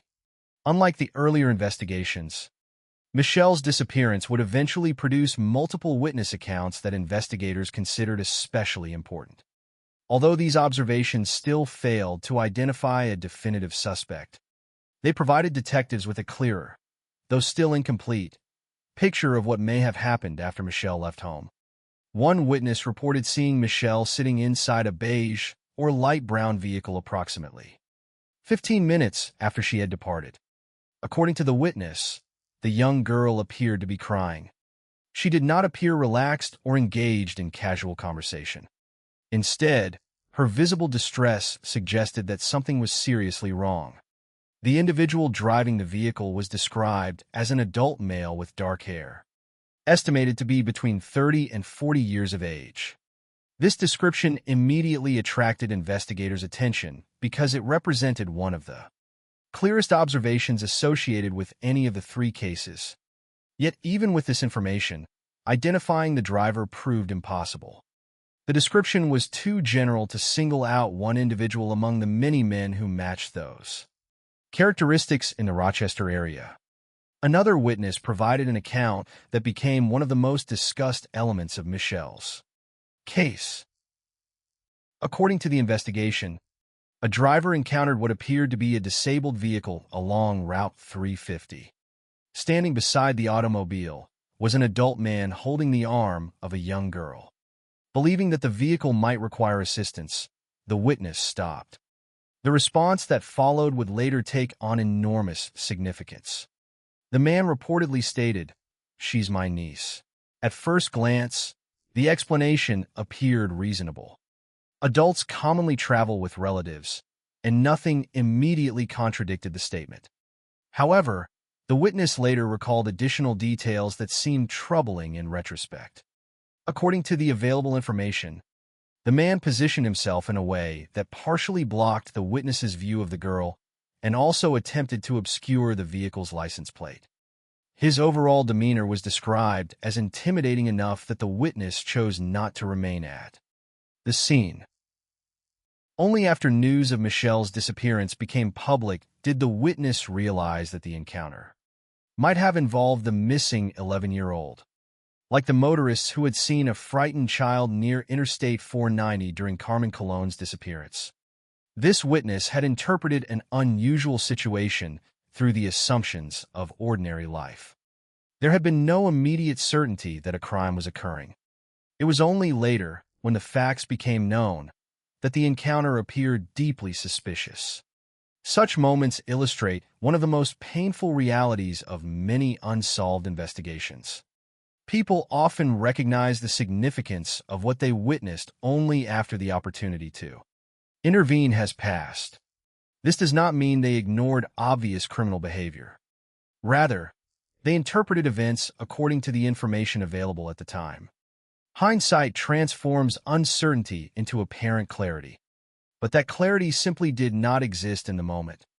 Eventually, Michelle Maenza's disappearance reached the same tragic conclusion as the previous two cases. Her body was discovered in Macedon, another location outside the area where she had last been seen. Medical examination determined that she had been sexually assaulted and killed by strangulation. Investigators also concluded that the body had been moved before being abandoned, suggesting that the person responsible had attempted to complicate the investigation by separating the location of the murder from the place where the victim was ultimately found. The discovery marked the third child homicide in just over 2 years involving girls of nearly identical age whose disappearances had begun with ordinary errands. Detectives immediately compared Michelle's case with the earlier murders of Carmen Colon and Wanda Volkovich. The similarities continued to accumulate. Each victim had been between 10 and 11 years old. Each had disappeared while alone. Each had been carrying out a routine family responsibility. Each had suffered sexual assault. Each had died from strangulation. Each had been left in an isolated location outside the neighborhood where she had last been seen. And once again, another extraordinary coincidence emerged. Michelle Maenza's initials were MM, and her body had been found in Macedon, another location beginning with the same letter. With 3 victims now fitting the same unusual pattern, public attention intensified dramatically. Newspapers increasingly referred to the crimes collectively as the alphabet murders or the double initial murders. The comparison with Agatha Christie's fictional The ABC Murders became unavoidable in public discussion, even though investigators remained careful not to assume that the alphabetical pattern itself represented proof of a single offender. Detectives understood that memorable coincidences could shape public opinion without necessarily reflecting criminal intent. Their responsibility was to follow evidence rather than symbolism. Even so, the similarities among the 3 investigations justified treating them as potentially connected. For Rochester residents, however, the distinction between possibility and certainty mattered less than the reality of 3 murdered children. Fear spread throughout the community. Parents reconsidered freedoms that had once seemed perfectly safe. Many no longer allowed children to walk alone, even for short distances. Simple errands that had once taken only a few minutes were now completed under adult supervision. Whenever possible, the murders altered everyday behavior because families could no longer dismiss the possibility that someone was deliberately targeting vulnerable children. Schools, neighborhoods, and households became more alert. Conversations about safety grew more frequent. The sense of security that had once defined ordinary community life had been permanently damaged. Despite the increased attention surrounding Michelle's case, investigators still faced the same obstacles that had complicated the earlier murders. Witness descriptions remained incomplete. Physical evidence was limited by the forensic capabilities of the time. No suspect could be conclusively connected to the crime. Every promising lead eventually reached a dead end. As months turned into years, the 3 investigations remained unresolved. Yet Michelle Mines' murder fundamentally changed the way detectives approached the overall case. No longer were they examining one unsolved child homicide or even 2 similar tragedies. They were now confronting 3 remarkably alike investigations spanning 2 years, connected by victim age, circumstances, method of killing, body disposal, and an extraordinary alphabetical coincidence that continued to challenge explanation. Whether these similarities reflected the work of one offender or an almost unimaginable sequence of unrelated crimes remained uncertain. What was certain was that 3 families had lost their daughters, 3 childhoods had ended in violence, and one American city had become home to a mystery that would endure for generations. With the discovery of Michelle Mines' body in November 1973, the investigation entered its most complex stage. Detectives were no longer attempting to solve a single child homicide or even comparing 2 similar murders. They were now faced with 3 cases that appeared to share numerous characteristics, yet still lacked the definitive evidence needed to prove they were connected. The responsibility facing investigators was enormous. If one offender had committed all 3 crimes, every overlooked detail from the earlier investigations might suddenly become crucial. If the murders were unrelated, however, forcing them into a single narrative could distract detectives from pursuing separate suspects. Balancing these possibilities required caution, patience, and a willingness to question even the most compelling assumptions. Law enforcement agencies, including the Rochester Police Department and New York State Police, devoted substantial effort to the investigation. Detectives reviewed every available report from all 3 cases, searching for similarities that extended beyond the obvious. Hundreds of individuals were questioned over the course of the investigations. Officers interviewed family members, neighbors, store employees, motorists, local residents, known sex offenders, and individuals whose occupations regularly placed them on roads throughout the Rochester area. Every interview represented another attempt to identify someone whose movements, behavior, or statements might explain how 3 children had disappeared while performing ordinary errands. Investigators also examined vehicles that appeared capable of transporting victims from the places where they were last seen to the rural locations where their bodies were discovered. Witnesses had described automobiles in connection with both Carmen Colon and Michelle Mines. Although those descriptions were limited, detectives attempted to determine whether any common vehicle or driver could be identified. Unfortunately, the available information proved insufficient to isolate a single suspect. Vehicle descriptions remained general rather than distinctive, and no witness could provide details capable of identifying one specific automobile with certainty. Physical evidence was collected whenever possible, but investigators faced limitations that modern detectives might find difficult to imagine. Crime scene preservation in outdoor environments presented immediate challenges. Weather, passing time, and environmental exposure all threatened the integrity of evidence left behind. Detectives carefully documented recovery locations and examined available physical material. Yet the scientific tools available during the early 1970s could only answer a limited number of questions. DNA testing did not yet exist as an investigative technique. As a result, evidence that today might establish or exclude a suspect through genetic analysis could not be examined in that way. Much of the investigation, therefore, depended upon careful comparison of circumstances rather than laboratory certainty.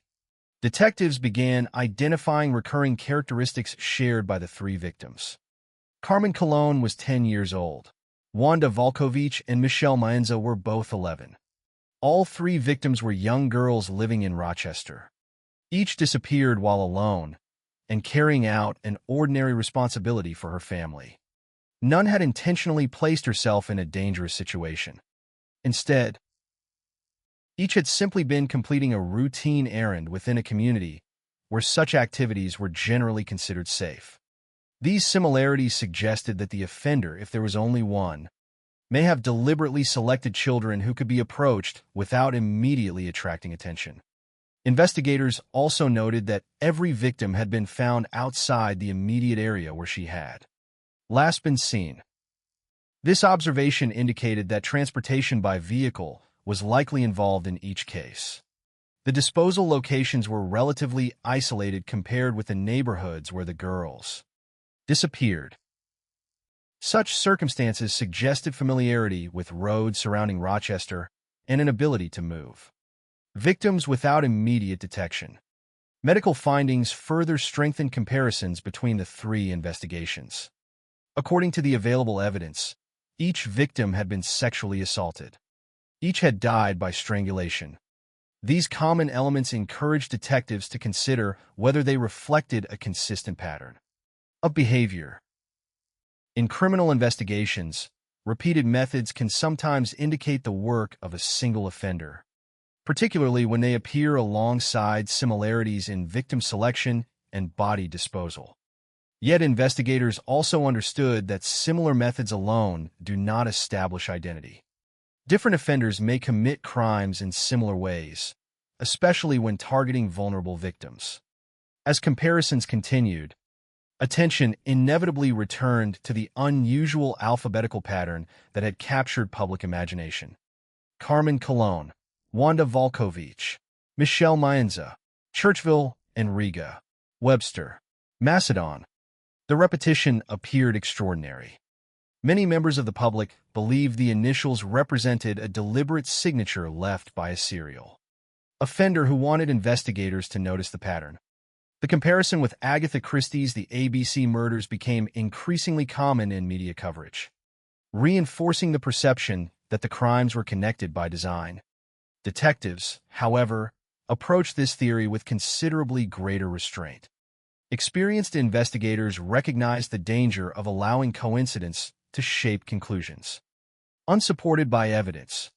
Although the alphabetical similarities were undeniably unusual, no physical evidence demonstrated that the offender intentionally selected victims because of their names or abandoned bodies based upon matching locations. Investigators, therefore, treated the pattern as an observation rather than proof. This distinction became central to one of the investigation's longest-running debates. Two principal theories gradually emerged regarding the relationship between the three murders. The first proposed that a single serial offender had committed all three crimes. Supporters of this theory pointed to the remarkable consistency among the victims. All were girls between 10 and 11 years old. Each disappeared while alone during an everyday errand. All suffered sexual assault and death by strangulation. Their bodies were abandoned in relatively isolated locations outside the areas where they had last been seen. If these similarities reflected one individual's repeated behavior, then the offender had likely operated in or around Rochester for approximately 2 years, choosing vulnerable children whose predictable routines created opportunities for attack. Under this interpretation, the murderer possessed knowledge of local roads and enough confidence to transport victims beyond their neighborhoods before abandoning their bodies. The second theory argued that the similarities, while striking, did not necessarily prove a common offender.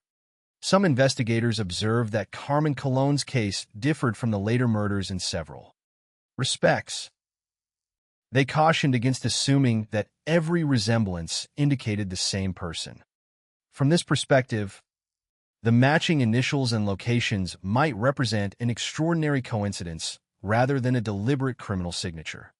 Media attention surrounding the alphabetical pattern may also have encouraged the public to interpret the cases as more closely connected than the available evidence actually demonstrated. Importantly, law enforcement has never officially declared either theory correct.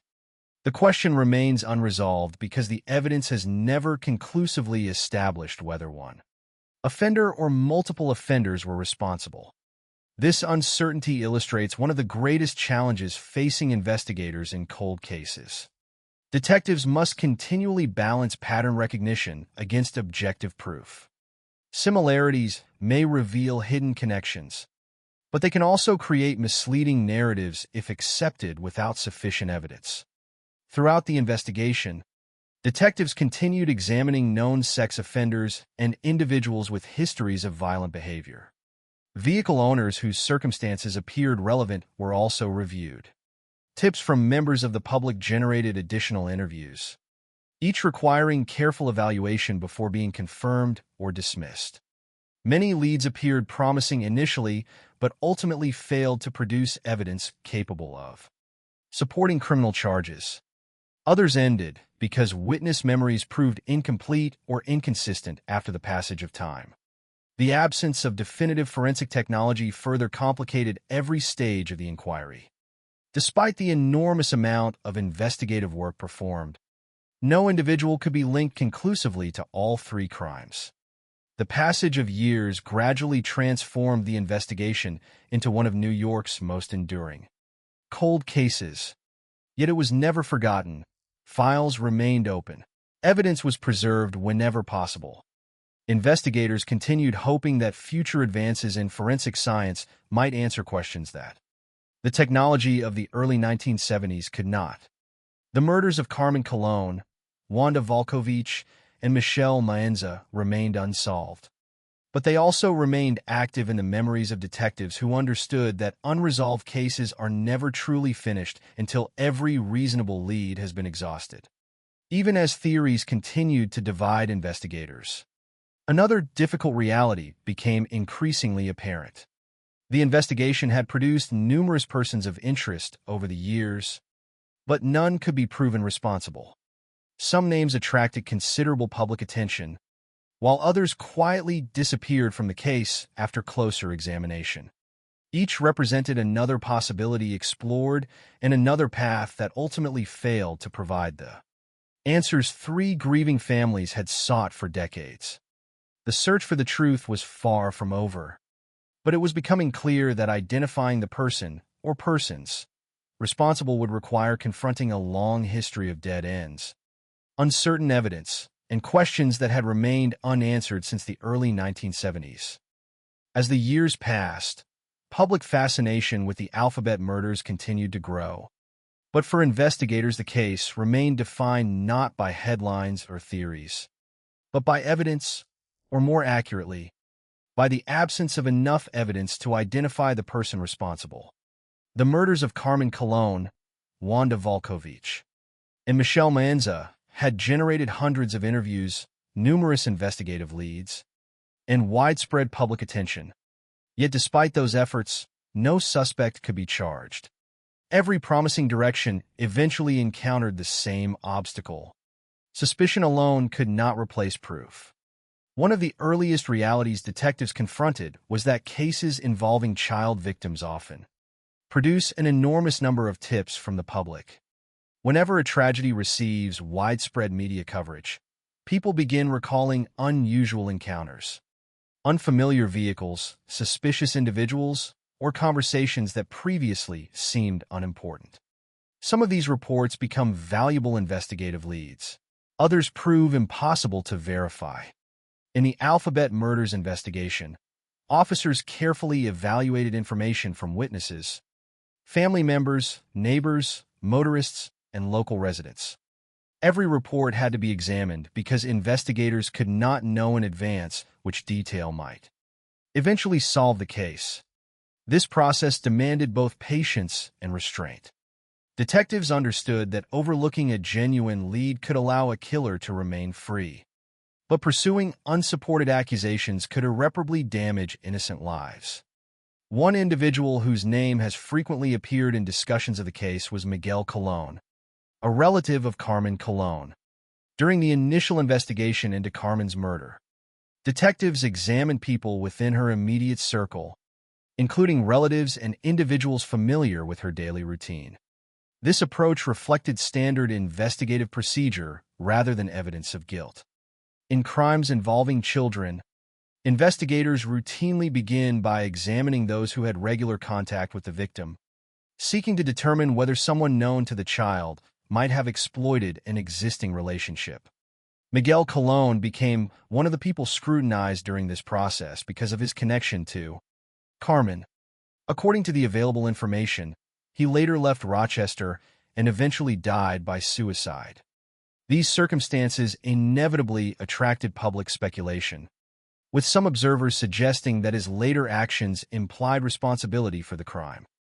However, investigators never obtained sufficient evidence to charge him with Carmen's murder.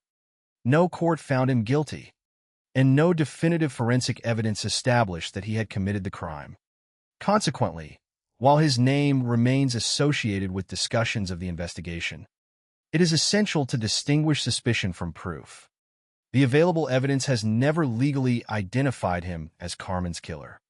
Another area of investigation emerged following the murder of Michelle Maenza. Witnesses had described an adult man associated with a beige or light brown vehicle and another encounter involving a man standing beside what appeared to be a disabled automobile. These observations naturally led detectives to examine individuals who matched those descriptions or owned similar vehicles. One man living near the Rochester area attracted investigative attention because aspects of the witness descriptions appeared consistent with him. Detectives interviewed him extensively as part of their inquiry.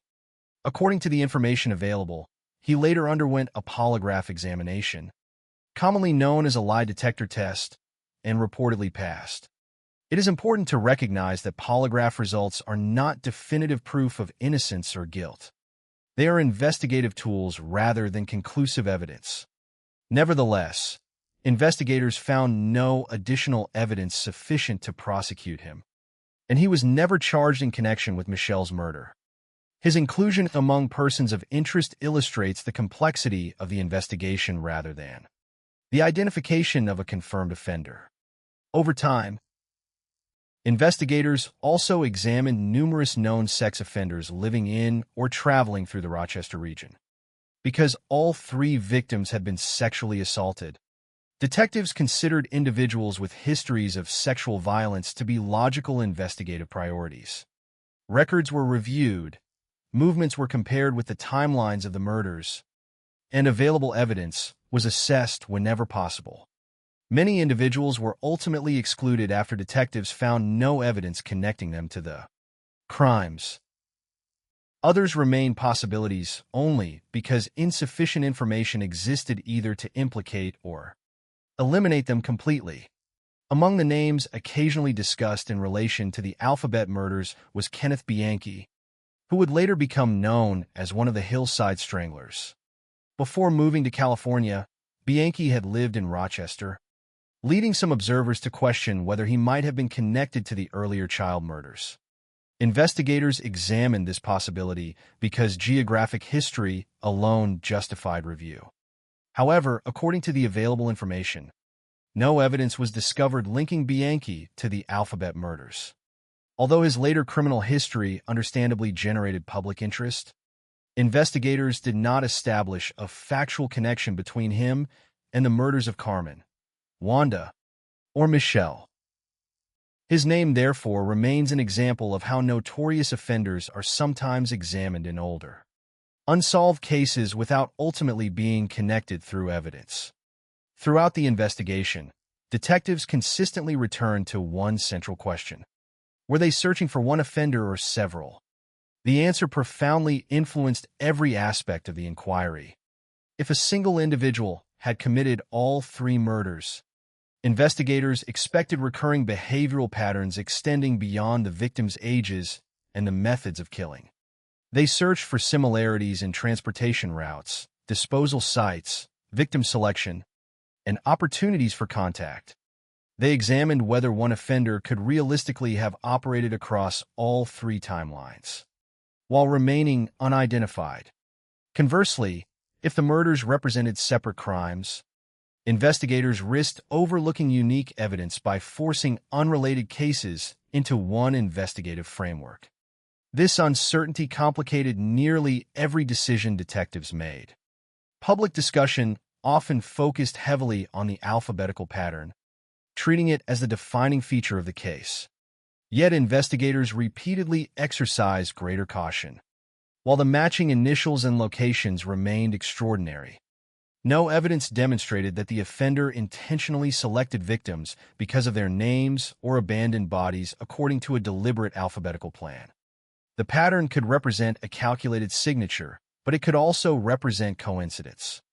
Detectives therefore avoided presenting it as established fact. This distinction became increasingly important as media coverage expanded. Sensational explanations often attracted greater public attention than careful investigative analysis. But law enforcement remained obligated to follow evidence rather than speculation. Another challenge involved the passage of time itself. Witness memories inevitably faded. Details that once seemed vivid became less certain after months or years. Individuals moved away, changed jobs, or died. Some evidence deteriorated despite careful preservation. Other material reflected the investigative standards of the early 1970s, when forensic capabilities differed dramatically from those available decades later.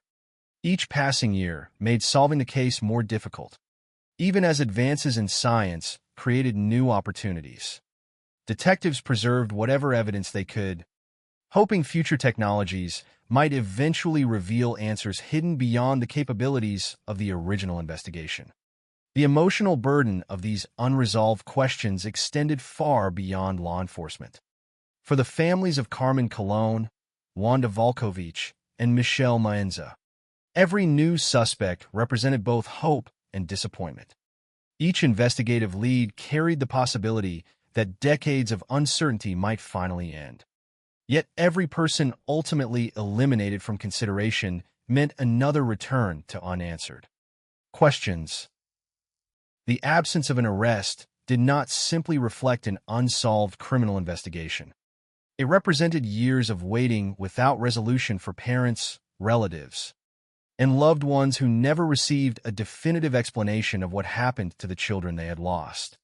Despite extensive investigative efforts, no trial ever took place because no individual was charged with the murders. There was no courtroom testimony establishing responsibility, no jury weighing evidence, and no judicial verdict providing legal closure. Instead, the Alphabet murders gradually became one of America's most enduring cold cases, a case remembered not because justice had been achieved, but because justice remained out of reach. Nevertheless, investigators never completely abandoned hope. As forensic science advanced, particularly through the development of modern DNA analysis and later genetic genealogy techniques, the possibility emerged that evidence collected decades earlier might one day identify the person responsible. Whether sufficient biological material still exists to permit such analysis remains one of the most important unanswered questions in the case. For detectives, the investigation has always remained open because the absence of answers does not mean the search has ended. More than half a century after 3 young girls left home expecting to return within hours, the central mystery remains unchanged. Who was responsible? Was there one predator moving quietly through Rochester? Or did history combine separate tragedies into a single unforgettable narrative? Until evidence provides a definitive answer, those questions continue to define the legacy of the Alphabet murders and the enduring determination of investigators who refuse to let the case be forgotten. More than 50 years have passed since the murders of Carmen Colon, Wanda Volkovich, and Michelle Maenza, yet the investigation remains officially open. There has been no courtroom verdict, no public confession supported by evidence, and no definitive announcement identifying the person responsible. Instead, the Alphabet murders have become one of the most enduring cold cases in American criminal history, remembered not only because 3 young girls lost their lives, but because every major question surrounding their deaths continues to resist a final answer. Time has transformed the investigation in many ways, Streets have changed, neighborhoods have evolved, generations have grown up without first-hand memories of the crimes. And the investigative techniques available to law enforcement have advanced far beyond anything imaginable during the early 1970s. Yet despite these changes, the central purpose of the investigation remains exactly the same as it was on the day Carmen Colon disappeared in November 1971. To determine who committed these crimes and to provide answers that have eluded 3 families for decades. One of the greatest differences between the original investigation and the present day lies in forensic science. When detectives first examined the crime scenes, DNA testing did not exist as a practical investigative tool. Crime scene investigators relied on traditional methods, carefully documenting physical evidence, interviewing witnesses, and comparing observations from one case to another. Although those efforts were extensive, scientific limitations meant that many questions simply could not be answered at the time. Today, modern forensic laboratories possess capabilities that investigators in the early 1970s could not have imagined. DNA profiling has solved countless cold cases across the United States, and in more recent years, genetic genealogy has provided investigators with another powerful method for identifying previously unknown suspects. By comparing crime scene DNA with publicly available family lineage information, detectives have successfully identified offenders in cases that remained unsolved for decades. These technological advances naturally raised hopes that the alphabet murders might eventually experience a similar breakthrough. However, the possibility of modern forensic success depends entirely upon one critical factor: whether suitable evidence still exists. According to the available information, investigators continue to preserve the case files and remain open to new forensic opportunities. At the same time, the passage of more than half a century presents unavoidable challenges. Outdoor crime scenes are especially vulnerable to environmental damage. Biological evidence may degrade over time, particularly when collected before modern preservation standards became widespread. Some physical materials may no longer exist, while others may have deteriorated to the point that meaningful analysis becomes extremely difficult. These realities illustrate why advances in science, while promising, cannot guarantee a solution. Technology can only analyze evidence that remains available and suitable for examination. Even so, law enforcement has not abandoned hope.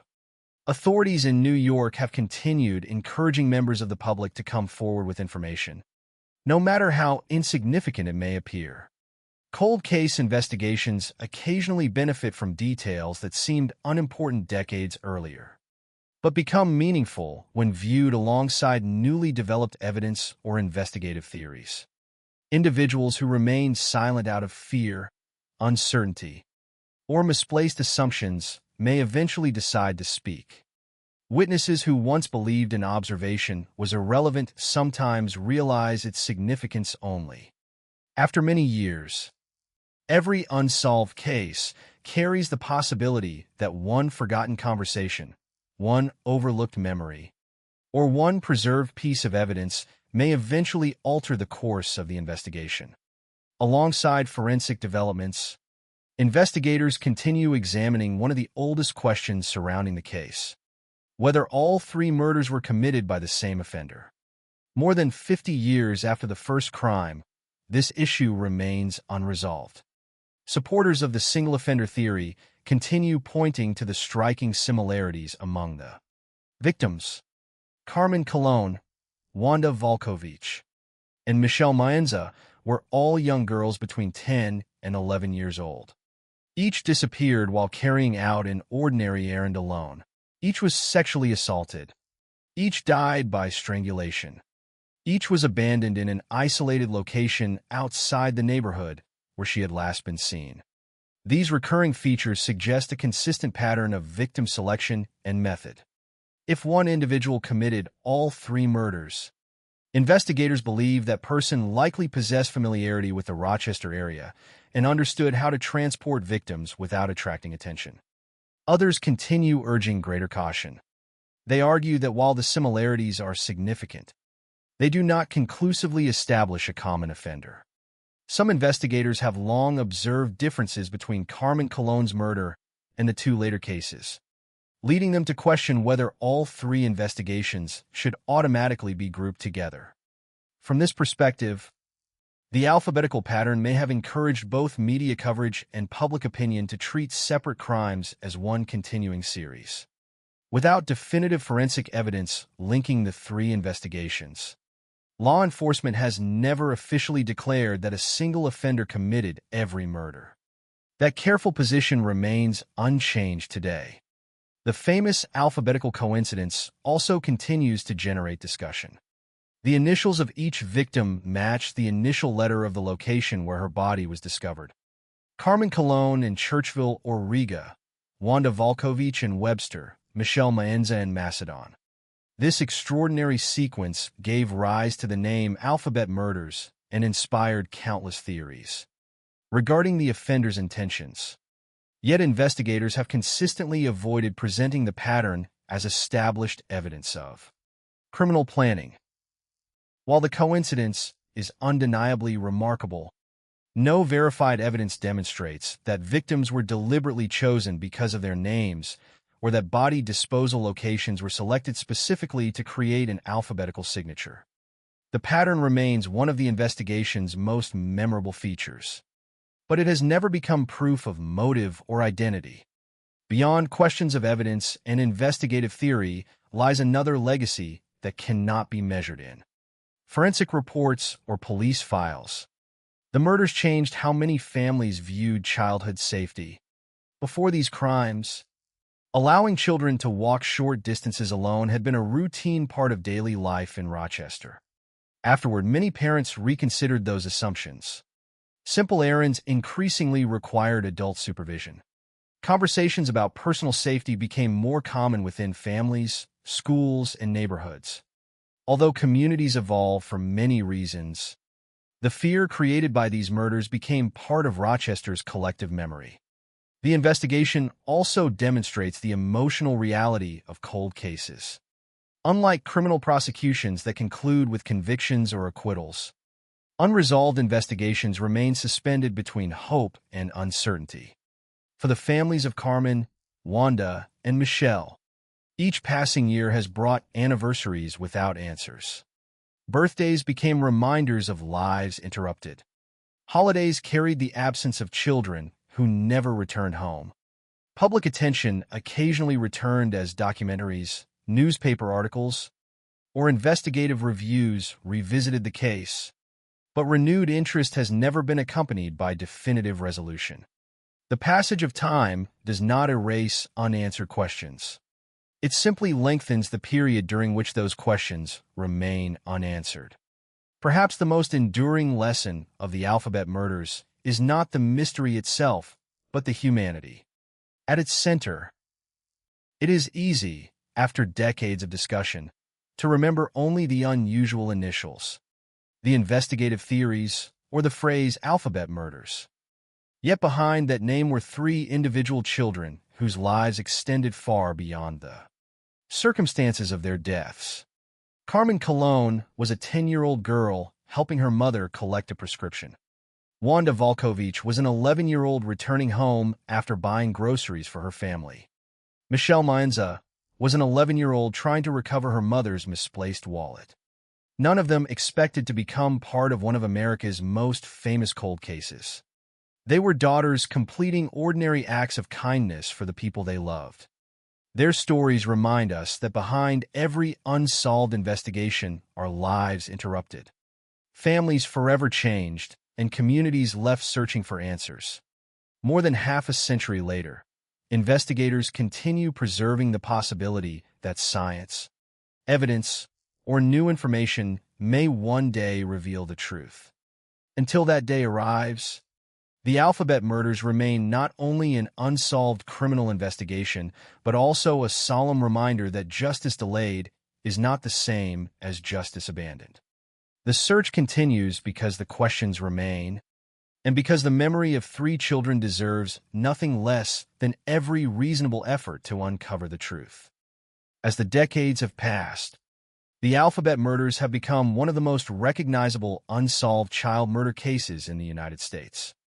Books, newspaper articles, documentaries, and discussions about cold cases have repeatedly returned to the investigation, often emphasizing its unusual pattern of matching initials and the mystery surrounding the identity of the offender. Yet reducing the case to an unforgettable title risks overshadowing what truly matters. Before the investigation became known as the Alphabet murders or the double initial murders, there were simply 3 children living ordinary lives in Rochester, New York. Their names were Carmen Colon, Wanda Lee Volkovich, and Michelle Maenza. Each had a family, attended school, and participated in the routines that define childhood. Their stories deserve to be remembered not because they became victims of a notorious crime, but because they were children whose futures ended long before they had the opportunity to discover who they might become. Carmen Colon was only 10 years old when she left home to collect a prescription for her mother. Nothing about that responsibility suggested danger. She was helping her family in the way many children did during the early 1970s. According to the available information, she was known as a polite and dependable girl who willingly assisted those around her. Her final documented words, telling the pharmacy employee that she would return once the prescription was ready, captured the ordinary nature of her afternoon. Those words contained no hint that she was facing extraordinary danger. They reflected the confidence of a child expecting to complete a routine errand and return home. Instead, that ordinary moment became the beginning of one of New York's most enduring criminal mysteries. Wanda Volkovich was 11 years old. She enjoyed reading and frequently helped her mother with household shopping. On April 2, 1973, she completed the task she had been given. Witnesses confirmed that she purchased groceries before leaving the store. She did everything expected of her. She followed the routine established by her family and community. Somewhere between the grocery store and home, however, her journey ended. Like Carmen, she disappeared while carrying out an ordinary responsibility that thousands of children performed without incident. Her murder transformed what had appeared to be an isolated tragedy into something far more alarming. Investigators now confronted the possibility that another child had been targeted under remarkably similar circumstances. Michelle Maenza was also 11 years old. Her final errand reflected another simple act of kindness. Believing that her mother had misplaced a wallet at a shopping center, Michelle volunteered to help search for it. She left home intending to solve a small family problem.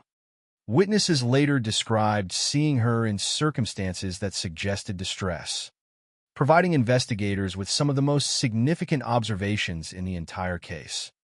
Yet despite those accounts, Michelle's story ended with the same devastating outcome as those of Carmen and Wanda. Her death completed the sequence that would forever define the Alphabet murders. Looking back across the 3 investigations, one reality remains impossible to ignore. None of the victims knowingly entered a dangerous situation. They were not seeking adventure or taking extraordinary risks. They were completing routine tasks that reflected trust within their families and communities. Their disappearances remind us how quickly ordinary moments can become life-changing tragedies. At the same time, it is important to remember the historical context in which these events occurred. During the early 1970s, allowing children to walk short distances alone was common in many American communities. Parents expected sons and daughters to visit neighborhood stores, deliver messages, or run small errands independently.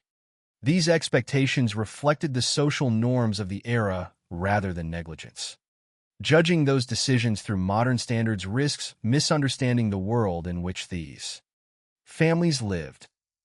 They acted according to the everyday realities of their time, not with knowledge of dangers that would only become apparent after the murders occurred. The investigation itself also offers important lessons about the complexities of criminal justice. From the beginning, detectives pursued hundreds of interviews, examined known sex offenders, investigated suspicious vehicles, compared witness statements, and collected available physical evidence. Their efforts reflected the investigative methods available during the early 1970s. Yet determination alone cannot overcome scientific limitations. DNA testing, which has solved countless cold cases in recent decades, simply did not exist when Carmen, Wanda, and Michelle were killed. Evidence that today might establish identity through genetic analysis could not be interpreted in the same way at the time. This does not mean investigators failed to pursue the case aggressively. Rather, they worked within the technological constraints of their era, while preserving as much evidence as possible for future review. Another enduring lesson concerns the importance of distinguishing evidence from speculation. Over more than 50 years, numerous theories have emerged regarding the identity of the offender and the relationship among the three murders. Some observers remain convinced that one serial offender committed all three crimes. Others believe the similarities may conceal separate offenders whose crimes became linked through coincidence and media attention. The alphabetical pattern itself continues inspiring debate. Was it a deliberate signature left by the killer, or an extraordinary coincidence that shaped public perception? The available evidence has never provided a definitive answer. Investigators have therefore maintained a careful position, acknowledging similarities while avoiding conclusions unsupported by proof. This commitment to evidence reflects one of the most important principles of responsible criminal investigation. Uncertainty should never be replaced with convenient assumptions, regardless of how compelling those assumptions may appear. The passage of time has introduced both obstacles and opportunities. Witness memories have inevitably faded, physical evidence has aged, and many individuals connected to the original investigation have grown older or passed away.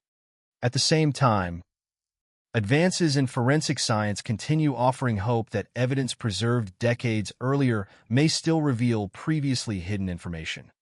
Authorities have continued treating the case as open, recognizing that cold cases occasionally reach unexpected resolutions many years after the crimes occurred. History has shown that technological innovation, combined with persistent investigative work, can transform seemingly impossible investigations into solved cases. Whether the alphabet murders will eventually experience such a breakthrough remains unknown, but the possibility continues motivating those responsible for preserving the investigation. Beyond forensic science and investigative theory lies a more personal legacy. For the families of Carmen Colon, Wanda Volkovich, and Michelle Maenza, the case has never been defined primarily by newspaper headlines or historical significance. It has been measured in birthdays that arrived without daughters, family gatherings marked by absence, and decades spent waiting for answers that never came. Every anniversary represents not only another year without justice, but another reminder of childhoods permanently interrupted. Public interest in the case has helped preserve awareness, but awareness alone cannot replace the certainty that every family hopes to receive. Throughout this series, we have carefully followed the documented history of the alphabet murders without adding conclusions unsupported by the available evidence. The investigation remains unresolved. No individual has been convicted. Law enforcement has never officially confirmed that all three murders were committed by the same offender. Those uncertainties remain central to the case and must be acknowledged with honesty. Yet one fact requires no speculation at all. 3 children lost their lives under tragic circumstances, and the person or persons responsible has never been identified through the legal process. That reality continues to define the case more than half a century later. The alphabet murders endure because they combine unanswered questions with deeply human stories. They remind us that every cold case is more than an unsolved puzzle. It is a collection of interrupted lives, grieving families, and investigators who continue searching for answers despite the passage of time. Whether justice eventually arrives through forensic science, new witness testimony, or evidence not yet recognized, the names Carmen Colon, Wanda Volkovich, and Michelle Maenza deserve to be remembered not as symbols of mystery, but as three young girls whose ordinary acts of kindness became the beginning of one of America's most enduring unsolved investigations. Their stories remain unfinished, and until the truth is established through evidence, the search for answers continues. After more than half a century, the Alphabet murders remain a case defined by both extraordinary similarities and profound uncertainty. The investigation has produced countless questions, but only a limited number of definitive answers. Detectives have reconstructed timelines, examined witnesses, investigated suspects, and studied the circumstances surrounding the deaths of Carmen Colon, Wanda Volkovich, and Michelle Maenza. Yet despite decades of effort, the central mystery remains unchanged. Who was responsible for the deaths of these three children? Was there one person who moved through Rochester and surrounding communities, selecting vulnerable young girls and repeating the same pattern over several years? Or were three separate tragedies connected only by coincidence and the human desire to find meaning? In a series of heartbreaking events, the evidence available today does not provide a final answer. What it does provide is a detailed picture of the circumstances surrounding the crimes and the many challenges that have prevented resolution. The first confirmed tragedy began on November 16, 1971, with the disappearance of 10-year-old Carmen Colon. She left home to complete a simple task for her family, traveling to a nearby pharmacy to collect medication. The details of her final known movements reveal the ordinary nature of her day. She entered the store, learned that the prescription was not ready, and stated that she would return later. Those words represented a moment of complete normality. She expected to continue her errand and return home. Instead, she vanished. Witness accounts later suggested that Carmen may have been seen in distress near Interstate 490, where a child appeared to be seeking help. A vehicle reportedly stopped, and a man approached the girl before she was taken away. However, the exact circumstances of that encounter have never been fully established. The information available to investigators created possibilities, but not enough certainty to identify the person responsible. Carmen's death shocked Rochester and began what would become one of the city's most haunting criminal investigations. When Wanda Volkovich disappeared in April 1973, investigators faced a painful possibility. The earlier murder might not have been an isolated event. Wanda was 11 years old and had also left home to complete a simple family errand. She purchased groceries and began walking home. Like Carmen, she disappeared during an activity that should have been completely safe. Her body was discovered the following day in Webster, and investigators found similarities that immediately connected public attention to the earlier case. Wanda had also been sexually assaulted and killed by strangulation. Her body had also been abandoned away from the location where she was last seen. The similarities were disturbing, but detectives understood that patterns require evidence. A connection between crimes cannot be established only through public perception or emotional response. The investigation therefore continued with both possibilities in mind: a single offender or separate perpetrators. The disappearance of Michelle Maenza later that same year intensified the mystery. Michelle was 11 years old when she left home to search for her mother's missing wallet. Once again, the circumstances began with a child performing a normal act of responsibility. Once again, the child never returned. Unlike the previous cases, Michelle's disappearance produced important witness observations. One witness reported seeing her inside a vehicle while she appeared to be crying. Another described encountering a man beside a vehicle who appeared to be holding a young girl. These accounts provided investigators with valuable information about possible events surrounding her disappearance. However, they still did not identify the person responsible. Michelle's body was eventually found in Macedon, and investigators discovered the same devastating elements present in the previous murders: sexual assault and death by strangulation. With Michelle's death, the public perception of the case changed forever. 3 girls, 3 similar disappearances, 3 matching initials. 3 locations beginning with the same letters as their names. The pattern became impossible for the public to ignore. The term alphabet murders became widely associated with the investigation, and many people believe the alphabetical connection represented a deliberate message from the killer. The idea that an offender might be leaving behind a hidden signature created a terrifying image of a calculated predator.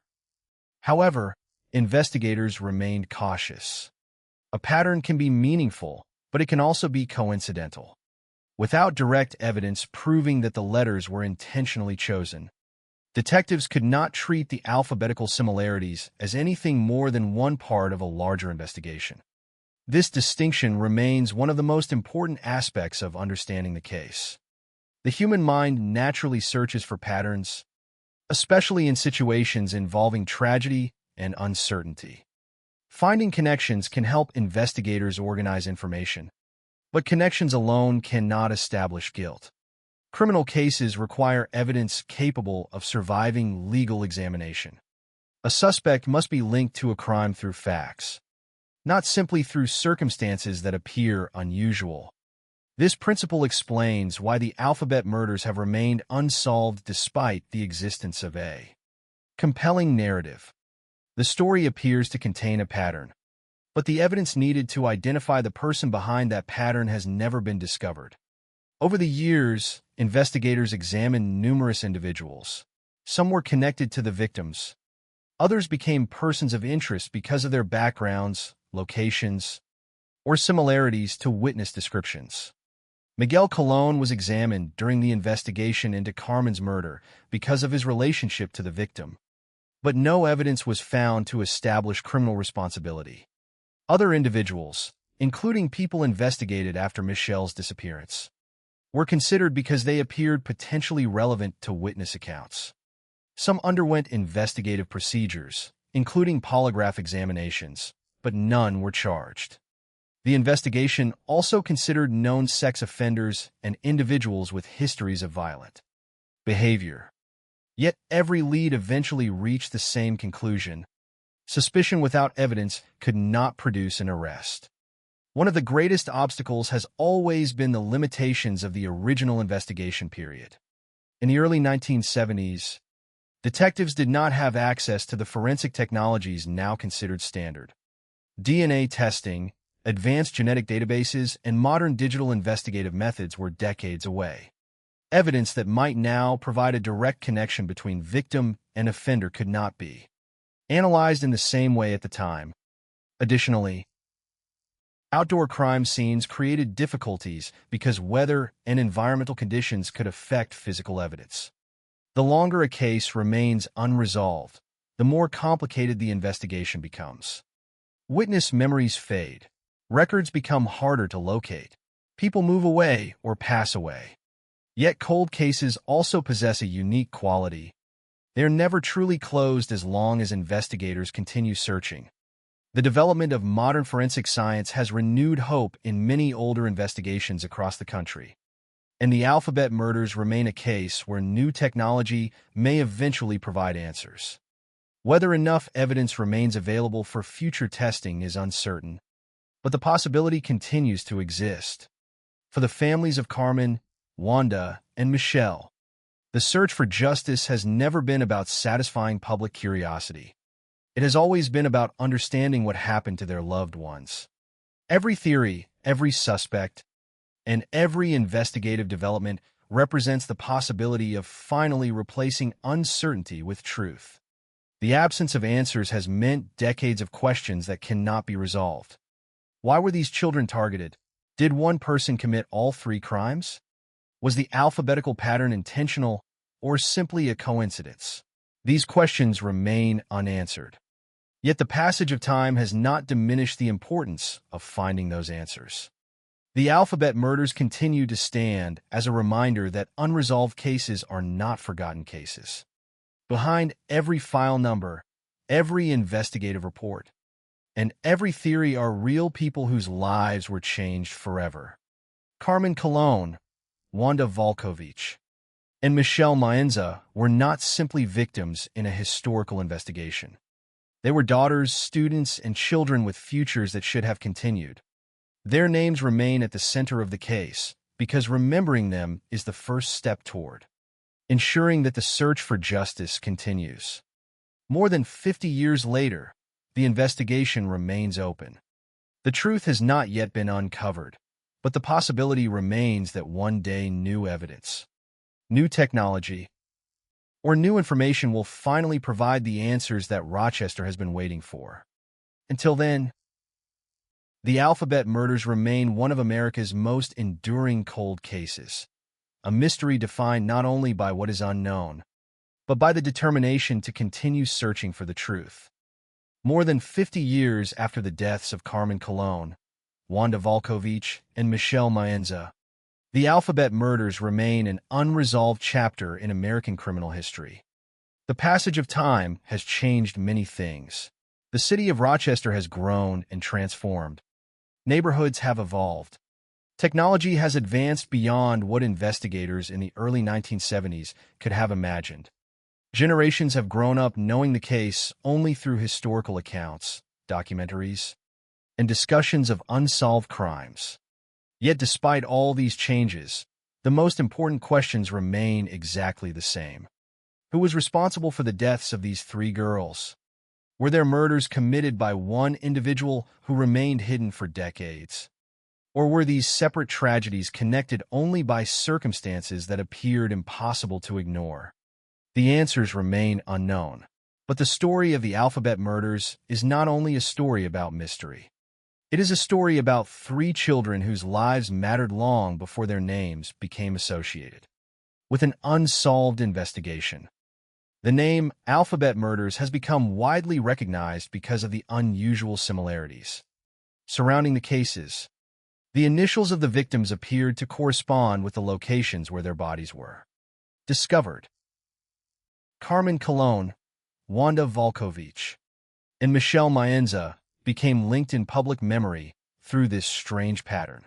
To many observers, it represented something deliberate, a message, a signature, or a challenge from an unknown offender. To investigators, however, it remained only one element of a much larger and more complicated investigation. A pattern may attract attention, but criminal cases are solved through evidence. Without proof connecting a specific person to the crimes, the alphabetical coincidence could not provide the answer that investigators needed. This distinction is essential because the true tragedy of the case is not the pattern itself.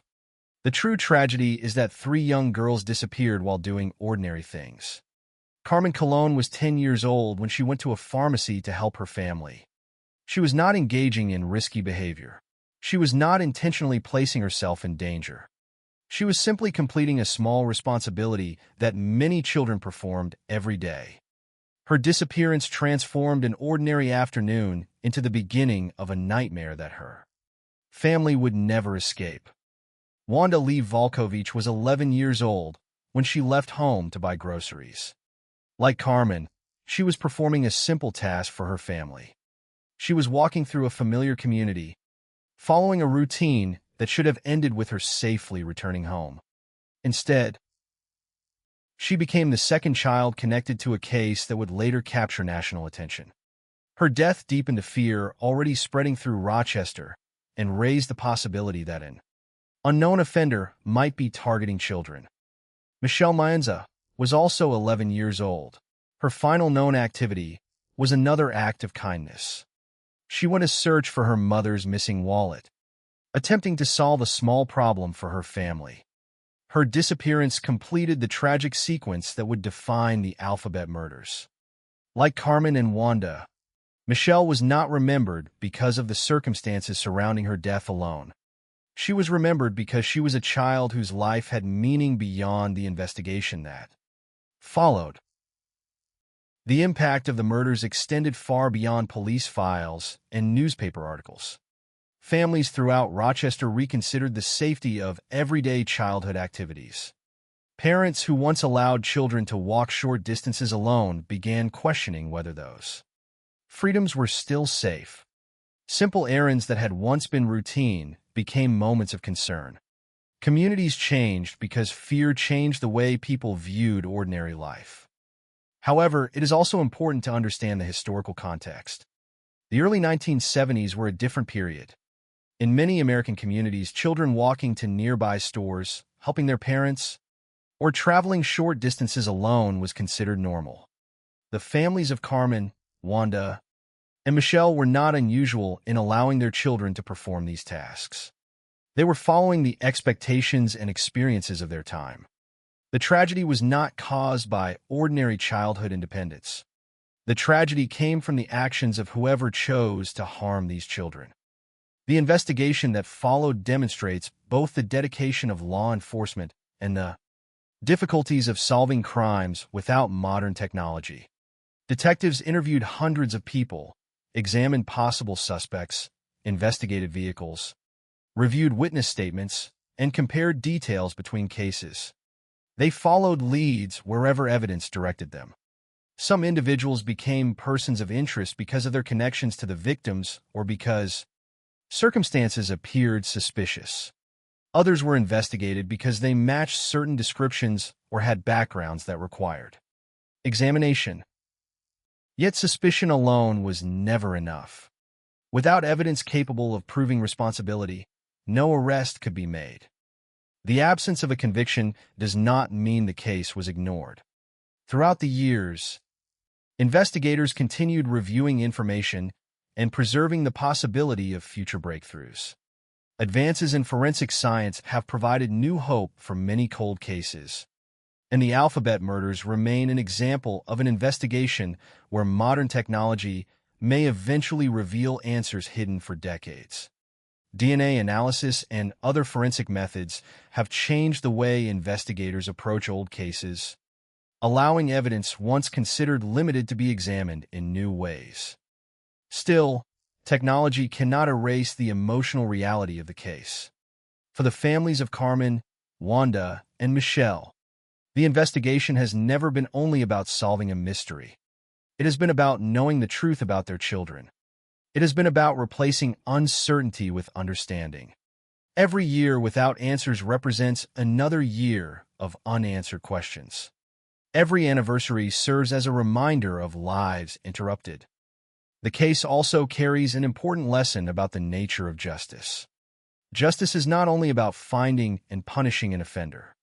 It is also about recognizing the victims, preserving their stories, and refusing to allow time to erase what happened. Cold cases can remain active because the passage of years does not reduce the importance of the truth. The responsibility to seek answers continues even when the investigation becomes more difficult. The Alphabet murders remain one of America's most haunting unsolved cases because they exist at the intersection of mystery and human loss. The unusual circumstances surrounding the crimes have created endless questions. But the core of the story is much simpler and much more painful. 3 children were taken from their families. 3 communities experienced fear and grief. 3 families spent decades waiting for answers. Carmen Colon, Wanda Volkovich, and Michelle Maenza should not be remembered only as victims of an unsolved crime.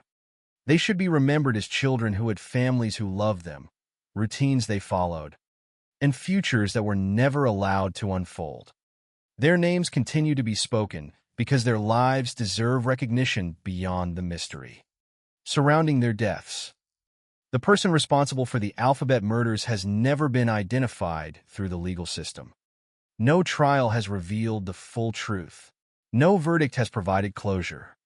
But the investigation remains a reminder that unanswered does not mean forgotten. As long as there are investigators willing to examine evidence, as long as there are technologies capable of revealing new information, and as long as people continue remembering the victims, the possibility of justice remains.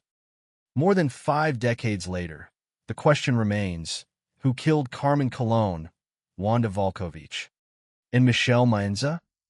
The answer has not yet been found. But the search continues, not because the mystery is fascinating, but because 3 young girls deserve the truth. Their stories remain unfinished, and until the final answers are known. The Alphabet murders will remain a solemn reminder of the importance of memory, persistence, and the pursuit of justice.